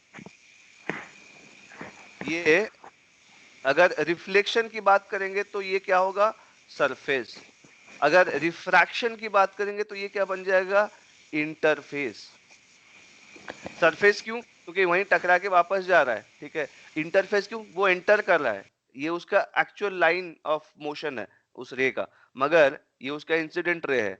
अब अगर रिफ्लेक्शन हुआ तो आर में आई में आएगा, आर में जाएगा, और अगर रिफ्रैक्शन हुआ तो वो इधर जा सकता है या इधर जा सकता है, इधर उसका आर आ जाएगा या फिर ये उसका आर बन जाएगा, ठीक है। अब डिपेंड करता है, अगर अंदर की तरफ आ रहा है तो इसका मतलब mu two is greater than mu one, अगर बाहर की तरफ जा रहा है तो mu two is less than mu one. अगर ये सी सिस्टम है तो उसमें यही है कि ये जो पूरा का पूरा डायग्राम है ना, ये सीधी सी बात है, जो थर्ड मैंने एडिशन किया उसका यही मतलब है कि पूरा इंसिडेंट रे हो गया, जो आपका रिफ्लेक्टेड रे हो या फिर रिफ्रैक्टेड रे हो, कोई भी आई रे हो या आर रे हो, आर रे मतलब रिफ्लेक्शन में रिफ्लेक्टेड रे, और अगर हम इसको लेते हैं कि अपना रिफ्रैक्शन है तो रिफ्रैक्टेड रे। तो आई रे हो या आर रे हो, दोनों प्लस ये जो नॉर्मल लाइन है, नॉर्मल टू द सरफेस, ठीक है। Normal the line normal to the, क्योंकि सरफेस तो जो होता है वो तो बड़ा होता है ना, मतलब 3 डायमेंशन वो एक सरफेस होता है, तो उसको तो हम उस प्लेन के ऊपर एक नॉर्मल लाइन ऐसे खींचते हैं ना, नॉर्मल लाइन ऐसे खींचते हैं, और रिफ्लेक्ट जो आता है आर ऐसे स्ट्राइक करता है और ऐसे जाता है रिफ्लेक्शन में, और आर आता है तो ऐसे निकल जाता है, वो ये हो गया रिफ्लेक्शन, ये हो गया रिफ्रैक्शन, ठीक है। तो ये क्या कहता है कि ये जो ये जो तुम्हारा आई रे, आर रे और एन, आई आर एन, ये तीनों जो हैं एक ही प्लेन में एग्जिस्ट करेंगे, मतलब एक सिंपल 2 डायमेंशनल प्लेन में ये हमेशा रहेंगे। वो अंडरस्टूड सी बात है, मगर उन्होंने इस चीज को क्या बोला कि ये जो ज्योमेट्री है उसको उन्होंने स्पेसिफाई किया, तो इसीलिए उसको हमने एडिशन किया। अब समझ में आ रहा है सबको? कोई प्रॉब्लम तो नहीं? No sir. अच्छा, तो आगे बढ़े हम।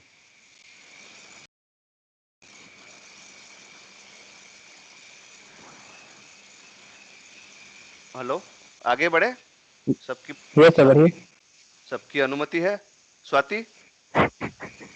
Yes sir. अच्छा ठीक है। पूजा, बोल दो तुम भी, आगे बढ़े? Yes, sir. Yes, अच्छा, sir. अच्छा ठीक है। अब बहुत बहुत इंटरेस्टिंग चीज आ गया, ये तुम्हारा रिफ्लेक्शन हो गया। अब तुम ये पूछोगे ऐसा होता क्यों है यार, क्यों ऐसा बेंड होता है, क्यों रिफ्लेक्शन और रिफ्लेक्शन में आई इक्वल्स टू आर होता है, और क्यों जो है रिफ्रैक्शन में आपका क्या बोलते हैं आई और आर में ये जो आता है sine I by sine R is mu two by mu one, ऐसा क्यों होता है, ठीक है। इसके पीछे कारण जो है वो ये है कि हेहन्स प्रिंसिपल क्या बोलता है। हेहन्स प्रिंसिपल, सबसे पहले क्या है हेहन्स प्रिंसिपल में, क्या होता है कि प्रोपगेशन ऑफ अ वेव, 3 चीजें होते हैं हेहन्स प्रिंसिपल। सबसे पहला, wave spread in with spherical symmetry in any medium. इसको तुम ऐसे भी ये कर सकते हो कि वेव्स जो होते हैं, waves spread in spherical symmetry. आज मैं रफली इस चीज को कवर करूंगा, नेक्स्ट सेशन में एक पॉलिश्ड कवरेज देंगे हम इसको। Waves spread in spherical symmetry. अब तुम बोलोगे क्या मतलब इसका, इसका मतलब ये है कि अगर ये एक पॉइंट है, ये एक पॉइंट है, इस पॉइंट पे ये एक मीडियम है, कोई भी मीडियम है, इन एनी पर्टिकुलर मीडियम, ये एक पॉइंट है, यहाँ पे मैंने एनर्जी इंजेक्ट किया, फ्लक्चुएशन करना स्टार्ट किया, तो ये जो वेव यहाँ से जनरेट होगा ना, ये जो ऑसिलेशन से वेव जनरेट होगा, ये स्फेरिकली सिमेट्रिकल वे में स्प्रेड करेगा, नॉट इन सर्कल्स। ये किस में स्प्रेड करेगा? विथ स्फेरिकल सिमेट्री, ठीक है। अब तुम बोलोगे यार जो है तालाब है, ये तालाब के अंदर मैं यहाँ पे एक पत्थर अगर मारता हूँ तो इसके चारों तरफ ऐसे ही वेव्स क्रिएट होते हैं, ठीक है। ये तो सर्कल में होते हैं ना। तुम बोलोगे यार ये वेव में तो मतलब इसमें तो ये गलत बोल रहा है यार, स्फेरिकल सिमेट्री कहाँ है यार, स्फीयर तो है ही नहीं, तो सर्कल है। प्रॉब्लम ये है कि यहाँ पे 2 मीडियम है, इसको ऐसे समझो। तालाब के जो सरफेस है, वाटर का सरफेस है, उसके ऊपर एयर है और उसके नीचे अंदर डीप में क्या है, वाटर है। आप लोग ऊपर से देख रहे हो इसीलिए आपको आधा दिख रहा है, अंदर हेमिस्फीयर जो है वो आपको दिख नहीं रहा। अगर मान के चलो ये एक स्विमिंग पूल है, ठीक है, और यहाँ पे आप उसके पानी के अंदर खड़े हो, ठीक है, पानी के अंदर आप खड़े हो और देख रहे हो, यहाँ पे किसी ने पत्थर मारा, तो आपको हेमिस्फीयर्स दिखेंगे, नॉट सर्कल्स। हेमिस्फीयर दिखेंगे और हेमिस्फीयर इवेंचुअली जाके जो स्विमिंग पूल के जो फ्लोर है वहां पे टकराएगा, ये हेमिस्फीयर होता है। तो हेमीस्फीयर जो आधा स्फीयर है, वो दूसरा आधा स्फीयर जो किधर गया, वो है ही नहीं, क्यों, ऊपर एयर है ना, मीडियम तो बदल गया ना। तो in any medium, in a single medium, waves travel with spherical symmetry, waves propagate with spherical symmetry and only in the forward direction. तो वन को अगर मैं ऐसे लिखना चाहूं, तो तुम लोग नोट करना चाहो तो मैं लिख देता हूं। फर्स्ट प्रिंसिपल क्या होता है, in any specific medium, waves travel with spherical symmetry and propagate only in the forward direction. Sorry, ये उनका पहला प्रिंसिपल है, ठीक है। इसको आप नोट करना चाहो तो नोट कर लो, ठीक है। पहली बात ये, तीन चीजें बताऊंगा बस इसमें, और कुछ ज्यादा नहीं, उसके बाद हम इसको अप्लाई करके देखेंगे। First, in any specific medium waves travel with spherical symmetry and propagate only in the forward direction. चाहे एयर का वेव हो, साउंड वेव हो, लाइट वेव हो, एक डिस्टर्बेंस हुआ तो एज अ स्फीयर वो धीरे धीरे मूव करेगा। इसका मतलब वही बात है ना, यहाँ पे अगर सोर्स है, अब जहां से वो स्टार्ट होता है उसको तो हम सोर्स ही बोलेंगे, ठीक है, सोर्स है। अगर एक वेव है जिसका स्पीड जो है, मान के चलो लाइट वेव है, तो उसका स्पीड क्या है, c, which is 3 lakh kilometre per second, और 3 into 10 to the power 8 metre per second, यहाँ से स्टार्ट हुआ, ठीक है, इन एनी डायरेक्शन मान के चलो, मगर इसका स्पीड c है, इन t टाइम इतना कितना डिस्टेंस ट्रेवल करेगा, c इंटू टी, ठीक है। अगर इसका स्पीड जो है लाइट का c है, टी टाइम में कितना डिस्टेंस ट्रेवल करेगा। अगर सोर्स जो है वो स्टार्ट करता है वेव को या फ्लक्चुएशन या ऑसिलेशन को स्टार्ट करता है किस टाइम t इक्वल टू 0, फिर से टाइमर ऑन किया, स्टार्ट हुआ, इसका स्पीड पता ही है, लाइट का स्पीड तो c है ही। अगर t टाइम है तो कितने जो है ट्रैवल करेगा, कितना दूर, d, तो d distance eight any particular time it would be D. मगर सोर्स से हर पॉइंट, जितने भी पॉइंट होंगे उस सोर्स से इन 3 dimension eight a distance D, D सबका डिस्टेंस डी, तो ये क्या हो गया, एक स्फीयर हो गया। एक स्फीयर के जो सरफेस में जितने भी पॉइंट होते हैं वो सारे एक पर्टिकुलर डिस्टेंस में होते हैं सेंटर से। तो सेंटर में अगर मैं इसको सोर्स मान के चलूं, इसको मैं सोर्स मान लिया, तो सोर्स से एट अ डी डिस्टेंस वो wave at particular time T होगा, जहां पे D is equals to T, तो वेव यहाँ, और जैसे जैसे टी बढ़ेगा तो ये जो है ये बढ़ता रहेगा आगे। और इसको अच्छे से ड्रॉ करता हूँ, ये सेंटर है एस, तो एट ए टाइम टी ये डिस्टेंस होता है डी, जिसका वैल्यू होता है सी इंटू टी, ठीक है। अब जैसे जैसे टाइम बढ़ेगा तो सी इंटू टी बढ़ता रहेगा, इसका मतलब डी बढ़ेगा तो डी बढ़ता रहेगा, तो जैसे जैसे डी बढ़ता रहेगा वेव और बड़ा होता रहेगा, है ना।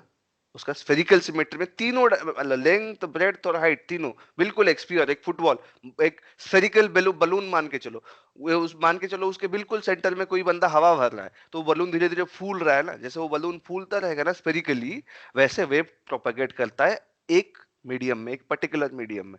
यहाँ पे मीडियम चेंज होगा तो क्या फर्क पड़ेगा हम बाद में देखते हैं, फिर रिफ्लेक्शन रिफ्रैक्शन आता है। मगर जब तक एक ही मीडियम में वेव ट्रैवल कर रहा है तो एक स्फेरिकल सिमेट्री के साथ वो बढ़ता है, चाहे साउंड वेव हो, चाहे इलेक्ट्रोमैग्नेटिक वेव हो, चाहे कुछ भी वेव हो, है ना, कोई भी वेव ले लो, ठीक है। अच्छा हाँ, यहाँ पे एक चीज मैंने आपको बताना वहां पे मैं भूल गया था शायद, वाइब्रेशन करके एक चीज होता है, तो मैंने शायद तुमको बताया था, मैं गलत बताया था वहां पे। वाइब्रेशन क्या होता है, मैकेनिकल वेव्स, ठीक है, या मैकेनिकल ऑसिलेशन। हालांकि वो ऑसिलेशन हो या वेव हो, दोनों को हम वाइब्रेशन बोलेंगे, मगर तब बोलेंगे जब वो मैकेनिकल इन नेचर हो। इसका मतलब वाइब्रेशन के लिए मटेरियल मीडियम चाहिए, ठीक है। इलेक्ट्रोमैग्नेटिक वेव से आप उसको वाइब्रेशन नहीं बोल सकते, ठीक है। वाइब्रेशन मतलब चाहे वेव हो या ऑसिलेशन हो, वो सिर्फ और सिर्फ मैकेनिकल होना चाहिए। मतलब मान के कोई टिन का डब्बा वाइब्रेट कर रहा है, या ट्रेन में जा रहे हो, आपको दीवार जो है वाइब्रेट कर रहे हैं, बगल में, घर के बगल में ट्रेन जा रहा है, आपका घर का जो है दीवार वाइब्रेट करता है, या बॉम्ब होता है, ब्लास्ट होता है, तो वाइब्रेट करने लगता है, तो मैकेनिकल सिस्टम में ही वाइब्रेशन होता है, ठीक है, उसको वाइब्रेशन बोलते हैं। जो मैकेनिकल सिस्टम नहीं है उसको हम वाइब्रेशन नहीं बोलेंगे। तो चाहे यहाँ पे मैकेनिकल वेव हो चाहे इलेक्ट्रोमैग्नेटिक वेव हो, वो जाएगा ही हमेशा किससे, अकॉर्डिंग टू हेहन्स प्रिंसिपल, वो स्फेरिकल सिमेट्री के साथ ही आगे बढ़ेगा। ये हो गया उनका फर्स्ट प्रिंसिपल। ठीक है, आया समझ में सबको? हम दूसरे प्रिंसिपल के तरफ बढ़ते हैं, बहुत छोटे हैं बहुत प्यारे हैं। ठीक है,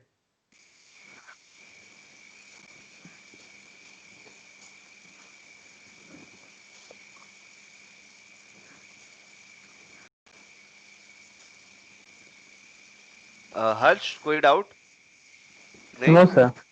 अच्छा, स्वाति है, स्वाति कोई डाउट नो नहीं ना? सर। अच्छा, आ गया पहला वाला पार्ट समझ में कि स्फेरिकल सिमेट्री के साथ बढ़ता है। दूसरा, तो दूसरा पॉइंट है वो ये है कि वेव जहां पे भी पहुंचा हुआ है at any particular time, at any particular time, वो वेव कहीं से भी स्टार्ट हो। पहले में तो हमने देखा कि सोर्स से कैसे स्प्रेड करता है, दूसरे में हम ये देखेंगे सोर्स कहीं पे भी हो, वेव वहीं से तो रेडियली फॉरवर्ड कर रहा है स्फेरिकल सिमेट्री के साथ। जहां पे भी पहुंचा है ना, जिस पॉइंट पे वेव पहुंचा है, उस जिस बेसिकली अगर हम सारे जहां पे पहुंचा वो क्या होगा, एक सरफेस ही होगा। ठीक है, अगर बलून को मैं बड़ा कर रहा हूँ, बलून धीरे धीरे फूल रहा है, बड़ा हो रहा है, तो at any particular point if we see where the wave has reached, what we will see is a spherical surface. Alright, all that we will find is a spherical surface. If we want to take if we want to take uh, the all the point, if you want to consider all the points that have been affected by the wave that has started with the source S at any particular time t, we will find a spherical surface. एक spherical surface ही मिलेगा। उस spherical surface को हम क्या बोलेंगे, wave front. क्या बोलेंगे, wave front.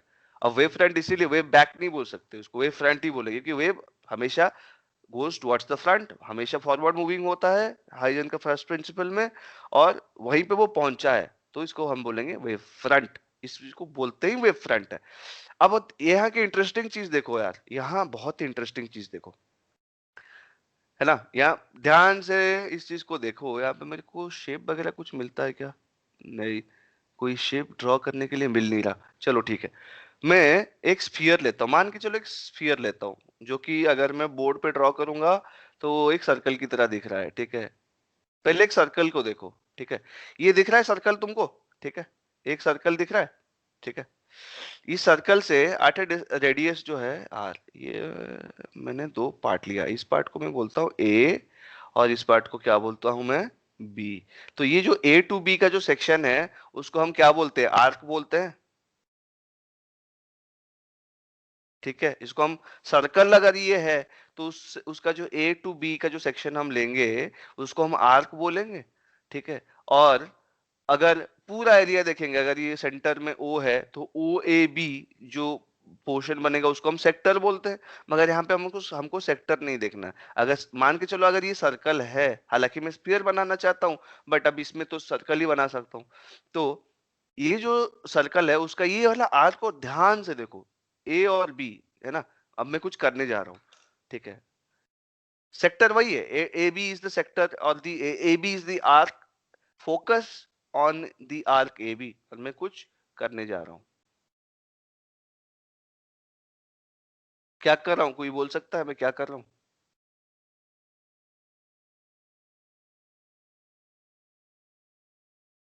कोई बोल सकता है क्या कर रहा हूँ मैं? जूम कर रहे हैं सर। बिल्कुल जूम कर रहा हूँ, इसका मतलब मैं उसके छोटे से पार्ट को भी देख रहा हूँ। ठीक है, अगर मैं देख रहा हूँ, अब देखो इधर देखो कि अब जूम तो ये मैक्सिमम हो गया, अगर मैं इसे जूम करता हुआ चलूंगा, फर्क दिख रहा है तुमको कि धीरे धीरे ए बी का जो आर्क है वो धीरे धीरे क्या हो रहा है आपका, क्या हो रहा है, बड़ा हो रहा है, मतलब वो सीधा होने यस लगता सर। है। इस चीज को यहाँ पे शायद मैं नहीं दिखा पा रहा हूँ ठीक से, यहाँ देखते हैं, रुको डेस्मॉस में देखते हैं। यहाँ देखो डेस्मॉस, डेस्मॉस आ गया इसमें। मैं आपको ग्राफिंग कैलकुलेटर खोल के एक सर्कल बना देता हूँ, और सर्कल का जो है, क्योंकि इसमें सर्कल ही बना सकते हैं, x to the power 2 plus y to the power 2 equals to 5। ठीक है, अब हमें मिल गया सर्कल, यहाँ सेंटर में देखो सर्कल मिल गया। Yes sir. ठीक है, अब मैं इस सर्कल को बड़ा करते जा रहा हूँ। ठीक है, ये दोनों पॉइंट को देखो, ये जो पॉइंट है ना यहाँ, यहाँ पे जो पॉइंट है और ये जो पॉइंट है, इन दोनों पॉइंट को नजर रखो, मैं सर्कल को बड़ा करता जा रहा हूँ। ठीक है, बहुत ही बड़ा, और बड़ा, और बड़ा, और बड़ा करता करते जा रहा हूँ। सीधा दिख रहा है सर। अब सीधा हो गया ये। Yes sir. अब इसका मतलब है क्या, इसके छोटे से छोटे पार्ट पे फोकस करूं, कोई भी सर्कल ले लो, अब देखिए तो ये तो पूरा ही सीधा हो गया, तो पूरा सीधा ही हो गया, देखो, है ना। अब साफ समझ में आ रहा है यस सर। स्वाति, यहाँ पे समझ में आ रहा है, क्योंकि यही चीज को हम आगे यूज करेंगे एक्सप्लेनेशन में। Yes sir. ठीक है, तो कोई भी सर्कल हो, इससे हमें को क्या समझ में आ गया। अब यार इसको वापस जूम आउट तो खैर नहीं, हटा देते हैं, लीव, हाँ ठीक है। तो हम कोई भी सर्कल हो ना, तो कोई भी सर्कल हो या कोई स्फीयर हो, अगर सर्कल का आर्क है, स्फीयर लेंगे तो क्या मिलेगा हमको, एरिया मिलेगा। ठीक है, जो सर्कल का आर्क है वो स्फीयर अगर होगा तो वही पार्ट क्या हो जाएगा, एरिया हो जाएगा। तो चाहे सर्कल का आर्क हो, चाहे स्फीयर का एरिया हो, अगर किसी भी सर्कल का या किसी भी स्फीयर का छोटा सा आर्क या छोटा सा एरिया हम लेंगे, वो लगभग हमको क्या दिखेगा। अगर स्फीयर है, अगर ये स्फीयर है तो हमको प्लेन सरफेस मिलेगा, प्लेन सरफेस। अगर सर्कल है तो हमको क्या मिलेगा, ओके, एक straight line, STRAIGHT, straight line. तो अगर सर्कल है तो हमको स्ट्रेट लाइन मिलेगा, उसका एक छोटा सा सेक्टर, सॉरी आर्क लेंगे तो वो स्ट्रेट लाइन ही दिखेगा हमको। और एक अगर सरफेस है बहुत बड़ा, तो उसका छोटा सा पार्ट लेंगे हम, तो हमको वो प्लेन सरफेस दिखेगा। ठीक है, इसको हम बेसिकली इसी को यूज करके हम थर्ड चीज को समझेंगे। चलो, थर्ड चीज को समझने से पहले हमको ये देखना है कि ये देखो, सोर्स, सोर्स क्या है। हमने देखा कि सेंटर में जो सोर्स है उसी से वेव्स जो निकलता है उसको हमने क्या बोला, प्राइमरी। उसको हम क्या बोलेंगे, प्राइमरी। ये प्राइमरी सोर्स है, ठीक है, ये सबसे पहला सोर्स यही है, प्राइमरी। मगर अब देखो, at a distance, for example होता क्या है, at time T, starting from zero, अगर मैं यहाँ पे फिर से, ये मैं कितने जूम पे हूँ, 100 पे आ गया। ठीक है, तो अगर मैं यहाँ पे हूँ, अभी सोर्स है एस, ठीक है, प्राइमरी सोर्स है, यहाँ से वेव्स जो है स्फेरिकली स्प्रेड हो रहे हैं हर डायरेक्शन में। ठीक है, तो जो उसका रेडियस होगा उस स्फीयर का at any point of time, वो क्या होगा, डी। कैसे, D is C times T, क्योंकि सी है लाइट का स्पीड। तो कितना डिस्टेंस लाइट कवर करेगा हर डायरेक्शन में, in every direction possible, it will move a distance D which is C into T. ठीक है, अब अगर ऐसा है तो एट टाइम टी हो क्या रहा है, अब ये चीज को हमको देखना है कि एट टाइम टी हो क्या रहा है। कि ये है कि वेव तो यहाँ स्टार्ट हो गए, अब इस पॉइंट पे अब थोड़ा सा टाइम और स्प्रेड करेंगे तो ये वेव किधर पहुंचेगा, इधर पहुंचेगा, ये वेव इधर पहुंचेगा, ये वेव धीरे धीरे इन सब पॉइंट्स पे पहुंचेंगे। अब वहां पे क्या हो क्या रहा है, वेव्स वहां पे क्रिएट कैसे हो रहे हैं, ये हम देखते हैं। ये जो पॉइंट वन मैंने बोला स्फेरिकल सिमेट्री के साथ जाता है, बैकवर्ड नहीं जाता है, पॉइंट वन था। पॉइंट टू में हमने अभी तक हमने कितना पॉइंट, एक ही पॉइंट कवर किया है ना। अच्छा, वेव फ्रंट, दूसरा कॉन्सेप्ट क्या था, वेव फ्रंट। जो वेव फ्रंट है, तो अब वही बात है कि वेव फ्रंट जो हमने डिस्कस किया था कि किसी भी टाइम पे उसका वेव फ्रंट कहाँ पे होता है, जो उसका आउटर सरफेस होता है, जो कि स्फेरिकली एक स्फेरिकल सरफेस होता है, शेल वाला सरफेस बताया था हमने। और ये भी बताया हमने वेव फ्रंट में कि उसका छोटा सा पार्ट अगर हम देखेंगे तो हमको वो प्लेन लगेगा, एक प्लेनर सरफेस लगेगा, एक प्लेनर सरफेस लगेगा, या फिर एक अगर डायग्राम में देखो तो एक सर्कल का छोटा सेक्टर या छोटा सा आर्क जो है हमको एक स्ट्रेट लाइन लगेगा। अब नाउ थर्ड पॉइंट पे आता है, वेवलेट्स। वेवलेट्स क्या है कि होता क्या है ना, देखो ये तो प्राइमरी सोर्स है, मगर at some point of time, at any point of time T, क्या होगा ना, ये जो पॉइंट्स है, अब देखो यहाँ पे इस पॉइंट पे तो पहले कोई था ही नहीं वेव। ठीक है, यहाँ पे जब यहाँ पे सोर्स ने वेव को स्टार्ट किया तो इस पॉइंट पे तो कोई वेव था ही नहीं। ठीक है, ये वेव धीरे धीरे आके यहाँ तक इस पॉइंट पे पहुंचा। तो जब इस पॉइंट पे पहुंचता है ना, तो जब वेव इस पॉइंट पे पहुंचता है तो यहाँ से आगे जब वेव कैसे क्रिएट होता है, ये चीज को हमको समझना है।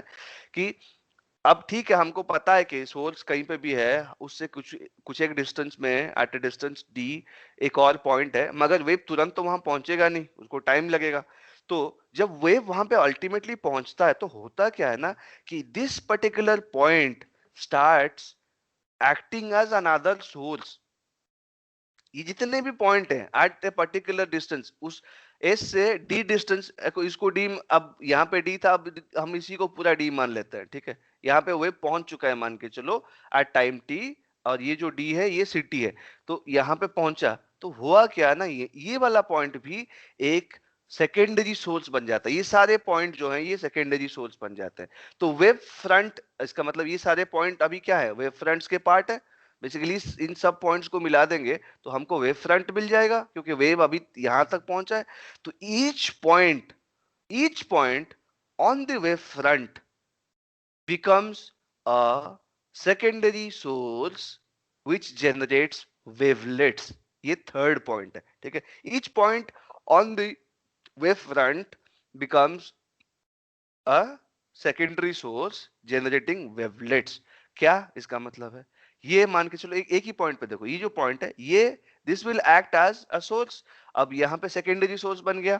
सेकेंडरी सोर्स क्या करेगा, फिर चाहेगा क्या, स्फेरिकल सिमेट्री के साथ वेव को प्रोपेगेट करने की कोशिश करेगा, मगर ये बैकवर्ड तो जा नहीं सकता, फॉरवर्ड ही जाएगा। तो इसका मतलब इसके अराउंड जो है ये एक हेमिस्फीयर क्रिएट करेगा।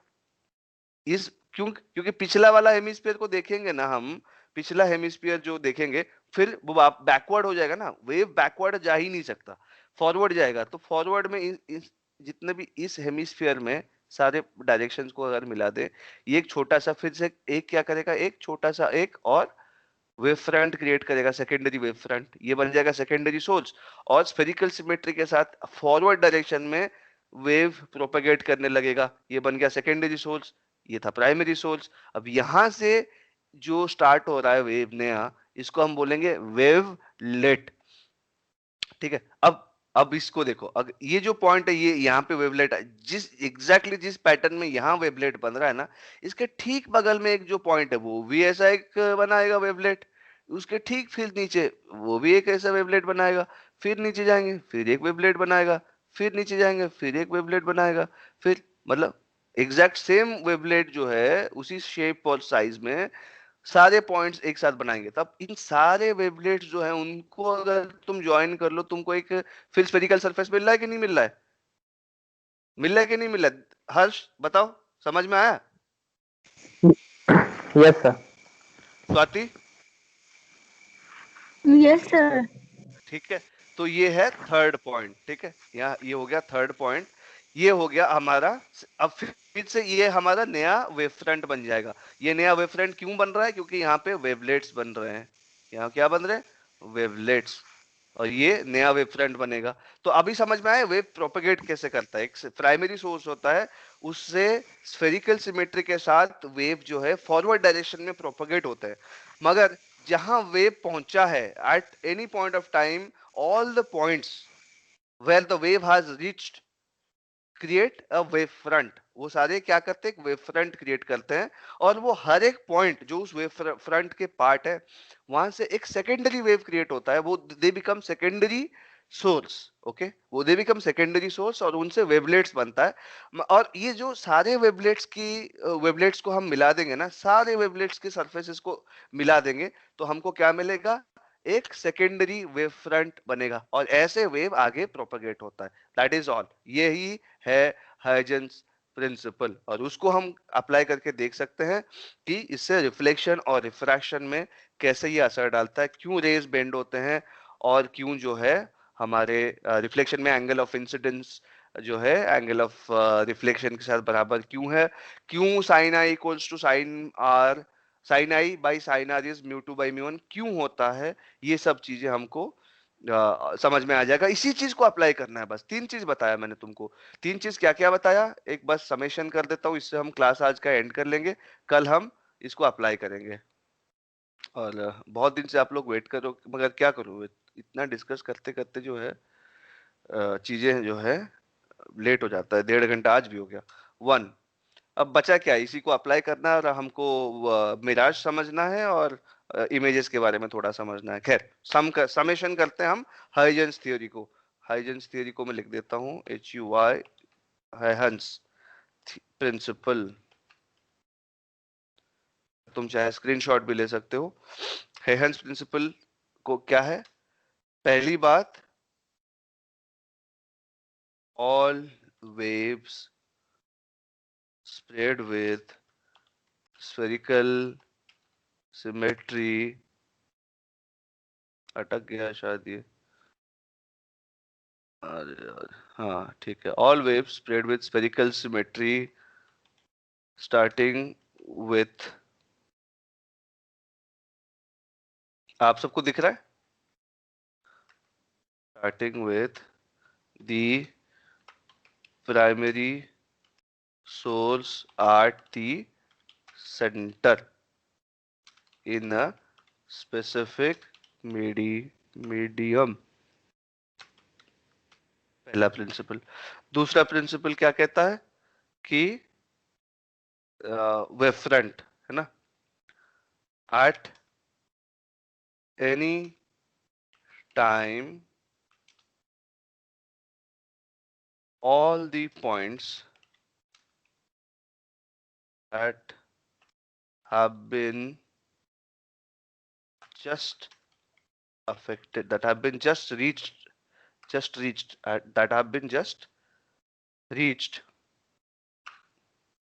ये अटकता है यार ये, just reached by the wave constitute a spherical surface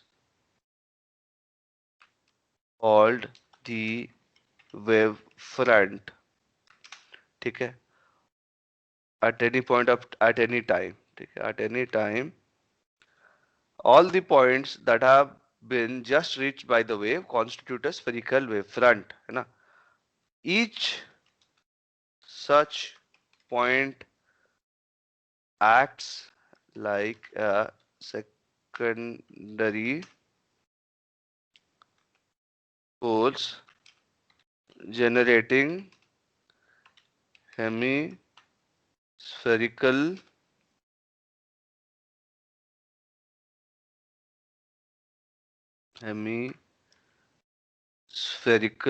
spelling गलत कर दिया मैंने यहाँ पे, टाइपोग्राफिकल एरर, ये आप नोट कर रहे हो सब, जनरेटिंग हेमिस्फेरिकल वेवलेट्स,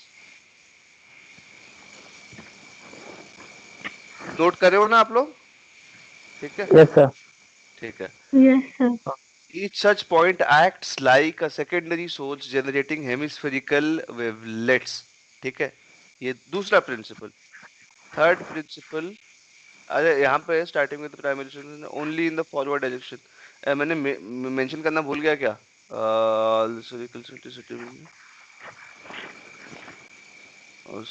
अच्छा, फर्स्ट पॉइंट पे specific only in the forward direction, यहाँ पे एक ऐड कर लो, only in the forward direction, ठीक है, यहाँ पे मैंने छोड़ दिया था वो। थर्ड पॉइंट क्या होता है, वेव फ्रंट, अरे रे रे रे ये यहाँ पे थर्ड आ ही गया, ये जो है यहाँ पे थर्ड पॉइंट आ चुका है, मैंने उसको सेकंड पॉइंट में मिला दिया था, हो गया। अब देखो सीधी सी बात है, ये सब चीजें मैंने तो कहीं नोट करके रखा नहीं, जो मैं समझता हूँ सीधा वहीं से लिखता हूँ, तो थोड़ा बहुत प्रेजेंटेशन में जो है हो जाता है, तो इसको आप करेक्ट कर लो, यस सर। ठीक है। अब यही तीन है हाइजेंस प्रिंसिपल, मतलब उसका मतलब ही यही है, तीन प्रिंसिपल जो है हमको कल इसी चीज को देख हमको स्टार्ट करना है, इसी से हमको अप्लाई करना है, इसको अप्लाई करके हम law of reflection, law of refraction जो कि बेसिकली स्नेल्स लॉ है, उनको समझेंगे, और उसके बाद हम मिराज उसको भी समझेंगे, मिराज जो है वो कैसा है, क्यों होता है, वो भी हाइजेंस प्रिंसिपल से समझेंगे, और फिर हम इमेजेस के बारे में डिस्कस करेंगे। तो ट्रूली 3 दिन से बोल रहा हूँ, क्लास 1 घंटे का होगा, तो मेरे ख्याल से कल क्लास 1 घंटे का ही होगा, क्योंकि अल्टीमेटली सबको हम डिस्कस कर लिया है। अगर किसी को कोई दिक्कत हो रहा हो कि क्लास मैंने 1 घंटा बोला और ज्यादा हो गया, तो फिर मैं अपोलोजाइज कर रहा हूँ मगर क्या करें, डिस्कस करते करते, अब वही बात है ना, फिजिक्स के बारे में तुम आप लोगों का पता नहीं, अगर मैं बैठ गया ना, मेरे पास अगर टाइम मिल गया और कोई काम नहीं है, प्रेशर नहीं है, तो मैं रात भर क्या जिंदगी भर ऐसे डिस्कस करता रहूंगा कोई प्रॉब्लम नहीं है मुझे, ठीक है। तो अभी इसी पे हम लोग एंड करते हैं इस चीज को, और अच्छा आगे सर, हाँ पूछो। अच्छा सर, हम मतलब कि एक चीज नोटिस किए हैं sir, high voltage current pass करता है तो उसके नीचे एक अजीब सा आवाज आते रहता है। हाँ होता है। हाई वोल्टेज करंट मतलब किस में पास करता है? सर वो नहीं रहता है, वो बड़ा सा वायर, वो जो, हाँ। हाँ तो उसके पीछे रीजन है ना, देखो हाई वोल्टेज में करंट जाता है ना, हाई वोल्टेज में। ये देखो, ट्रांसफार्मर की बात कर रहे हो क्या तुम? नहीं सर, उससे ही पहले। अच्छा, तार जो होता है आपके वायर में जो होता है, ये किस सर चीज की जंगल बात? से जो वैसे आते आते रहता है वो। वो स्पार्क्स, स्पार्क्स के वजह से होता है वो, कहीं कहीं ना स्पार्क्स होता है, वो वायर से नहीं आता है वो साउंड, वो स्पार्क्स के वजह से होता है, ठीक है। वो कहीं ना कहीं लूज कनेक्शन होगा, कहीं वो टच कर रहा होगा, तो नहीं बेसिकली नहीं सर, वहां। नहीं नहीं सर, हाँ हाँ। मतलब कि सर वो लंबा चौड़ा, मतलब कि काफी लंबा वायर है सर, उसके नीचे हम दो चार जगह नोटिस किए सर, वो आवाज आते रहता है सर, अजीब सा आवाज रहता है सर। अब उस चीज को मैं एक बार फिर मुझे सोचना पड़ेगा, ऐसा तो नहीं होता है यार, मतलब कि वायर वो क्या है, इलेक्ट्रिकल एनर्जी है वो, इलेक्ट्रिकल, देखो वो क्या होता है, वायर में जो करंट फ्लो करता है जो भी होता है वो उसमें इलेक्ट्रिकल एनर्जी होता है।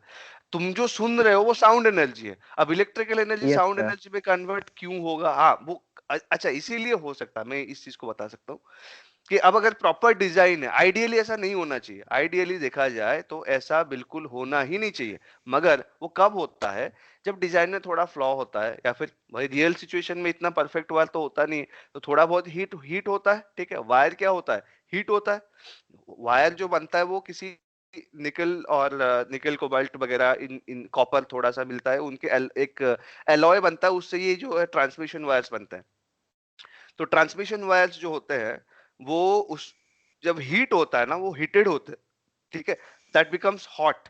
जब उसमें हाई वोल्टेज, देखो हाई वोल्टेज इसीलिए वायर में रखा जाता है ताकि करंट कम हो, अगर करंट कम होगा तो हीटिंग कम होगी, मगर फिर भी हाई वोल्टेज में वो इतना करंट पास करता है, वो थोड़ा बहुत हीट हीट होता है, थोड़ा क्या बहुत ही ज्यादा हीट होता है।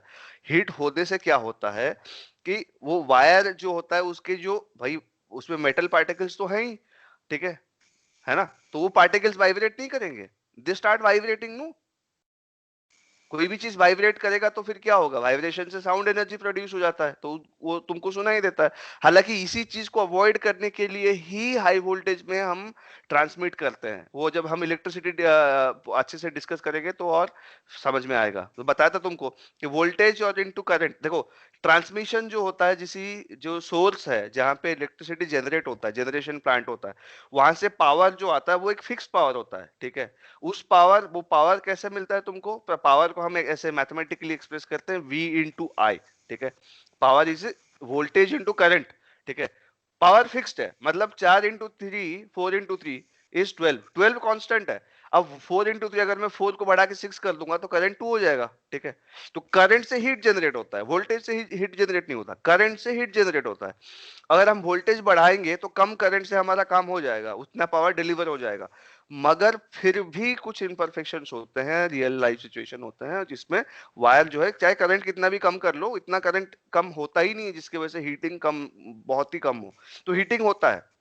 अब हीट होगा, कोई भी चीज को हीट करूंगा तो वो वाइब्रेट करेगा ना, किसी भी चीज को तुम हीट करोगे, कोई भी सॉलिड चीज को तुम हीट करोगे तो वो हॉट होगा। हॉट का मतलब क्या है, उसका जो पार्टिकल है उसका काइनेटिक एनर्जी ज्यादा हो रहा है ना। आइस कोल्ड क्यों है, क्योंकि इतना ठंडा है, उसकी एनर्जी बिल्कुल कम है, उसकी ज्यादा तुम्हारे हाथ में जो है एनर्जी वो जो है ज्यादा है। नॉर्मल टेम्परेचर पे तुम जब मेटल है, कोई बाहर जाओ, अभी ठंडे का टाइम है, कोई मेटल बेंच पे हाथ रखो अपना टेबल पे, तुम्हारा हाथ ठंडा लगता है ना। ठंडा क्यों लगता है, क्योंकि तुम्हारे हाथ के जो ये एटम्स मॉलिक्यूल्स है इनमें एनर्जी ज्यादा है, और उस मेटल में एनर्जी कम है, बहुत कम है, वो वाइब्रेट नहीं कर रहा है। तुम जब उसको छूओगे तो तुम्हारा हीट एनर्जी वहां चला जाएगा, तो you are feeling loss of energy. तो loss of energy is basically loss of heat energy, और loss of energy is basically cold, है ना। तुम्हारा जो कोल्ड इसीलिए फील करते हो क्योंकि लूजिंग एनर्जी। जब तुमको एनर्जी मिलेगा, आग के बगल में बैठोगे तो एनर्जी तुमको मिल रहा है, तो तुम्हारे तुम्हारे जो स्किन है वो हीट अप हो जाएगा, तो यू विल फील हॉट, है ना।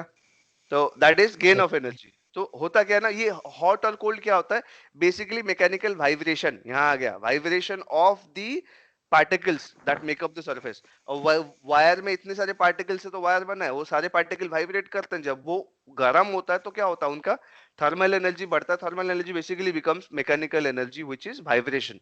तो उनके वाइब्रेशन होता है, तो वाइब्रेशन करोगे तो वही आवाज तो आएगा ना। जैसे टेबल को वैसे वाइब्रेट करूंगा, यस सर, यस सर। आवाज आएगा ना। तो वो ऐसे वाइब्रेशन की जो तुम फ्रीक्वेंसी सुन रहे हो, वो ऐसे आवाज आती होगी ना, करके क्या आवाज आती है ना। तो यस सर, हम उसका हाँ, रिकॉर्डिंग की मैं आपको भेज देंगे। हाँ ठीक है। तो वो ऐसे इसीलिए होता है, हालांकि it's not about high voltage, it's just about heating. अब हाई वोल्टेज हम इसीलिए रखते हैं कि ये सब चीज ना हो, क्योंकि इससे फालतू में एनर्जी लॉस हो रहा है। पावर प्लांट से पावर जनरेट हो रहा है, और वही पावर को हम घर पे यूज करेंगे कि नहीं, ये साउंड सुनेंगे जाके जंगल में। अब साउंड जो होता है उससे एनर्जी लॉस तो हो रहा है ना, किसी का भला हो रहा है क्या? ना तो पेड़ सुनते हैं, ना जानवर सुनते हैं, ना इंसान जाता है। और इस एनर्जी का करना क्या है? साउंड वैसे तो energy can not be created not destroyed, but energy takes different form, and basically जो यूजफुल फॉर्म ऑफ एनर्जी होता है हमारे लिए, ये energy can not be created not destroyed, ये तो एक बात है ही, मगर वो तो फिलोसफी हो गया। हमको चाहिए एनर्जी जिसको हम यूज करके कुछ कर सके। मोबाइल को यूज करने के लिए बैटरी में एनर्जी चाहिए, जिंदा रहने के लिए खाना खा के एनर्जी हमको लेना पड़ता है, वो यूजफुल फॉर्म ऑफ एनर्जी है। गाड़ी चलाने के लिए पेट्रोल केमिकल एनर्जी, या इलेक्ट्रिकल व्हीकल है तो इलेक्ट्रिकल एनर्जी चाहिए। अब भैया वो साउंड एनर्जी जो तुम्हारे वायर से आता है, वो किसका भला करता है? किसी का भला नहीं करता, वो तो लॉस। तो इसी चीज को यस रोकने के सर। लिए वोल्टेज को हाई करके हम करंट पास करना चाहते हैं। लो करंट, हाई वोल्टेज में लो करंट हम देके पावर ट्रांसमिट करना चाहते हैं from the generation centre to the distribution network, है ना, ग्रिड में। मगर वो कितना भी कोशिश कर ले नहीं होता है वो, इसीलिए अच्छे से अच्छा वायर बनाने की कोशिश करते हैं इंजीनियर लोग जो होते हैं, तो ताकि वाइब्रेशन से, ये साउंड या हीट से अपना एनर्जी लॉस ना हो। है ना, समझ में आया? Yes sir. अच्छा स्वाति, और कोई क्वेश्चन, कोई कंप्लेंट कुछ? No sir. ठीक है, अब खुश हो? समझ में आया जो हमने डिस्कस किया? No sir. हाँ, नहीं आया? नहीं आया सर। क्या नहीं आया? अभी नहीं, अभी जो मैंने नहीं, अभी आज जो हमने पढ़ाई की उसकी बात कर रहा हूँ। हाँ वो आया। वो है ना, ये इलेक्ट्रिक करंट वाला पार्ट नहीं समझ में आया होगा तुमको, अभी जो बात कर रहा हूँ ना। Yes sir. हाँ ठीक है ना, इसके बारे में हम इलेक्ट्रिक करंट के ऊपर, मैंने हर्ष को पहले से पढ़ाया हूँ, तो ही नोज अबाउट थिंग्स, तो वो पकड़ लिया। तुमको एक बार फिर पढ़ा देंगे, अभी 9th के सिलेबस में एक बार देख लेता हूँ। ठीक है, तो कभी हम डिस्कस कर लेंगे इस चीज को, तो समझ में आ जाएगा। ये कोई बड़ी बात नहीं है, बहुत आसान चीजें हैं ये सब। ठीक है, चलो इस चीज से हम कल हाइजेंस जो हेहंस प्रिंसिपल को अप्लाई करके देखेंगे कल।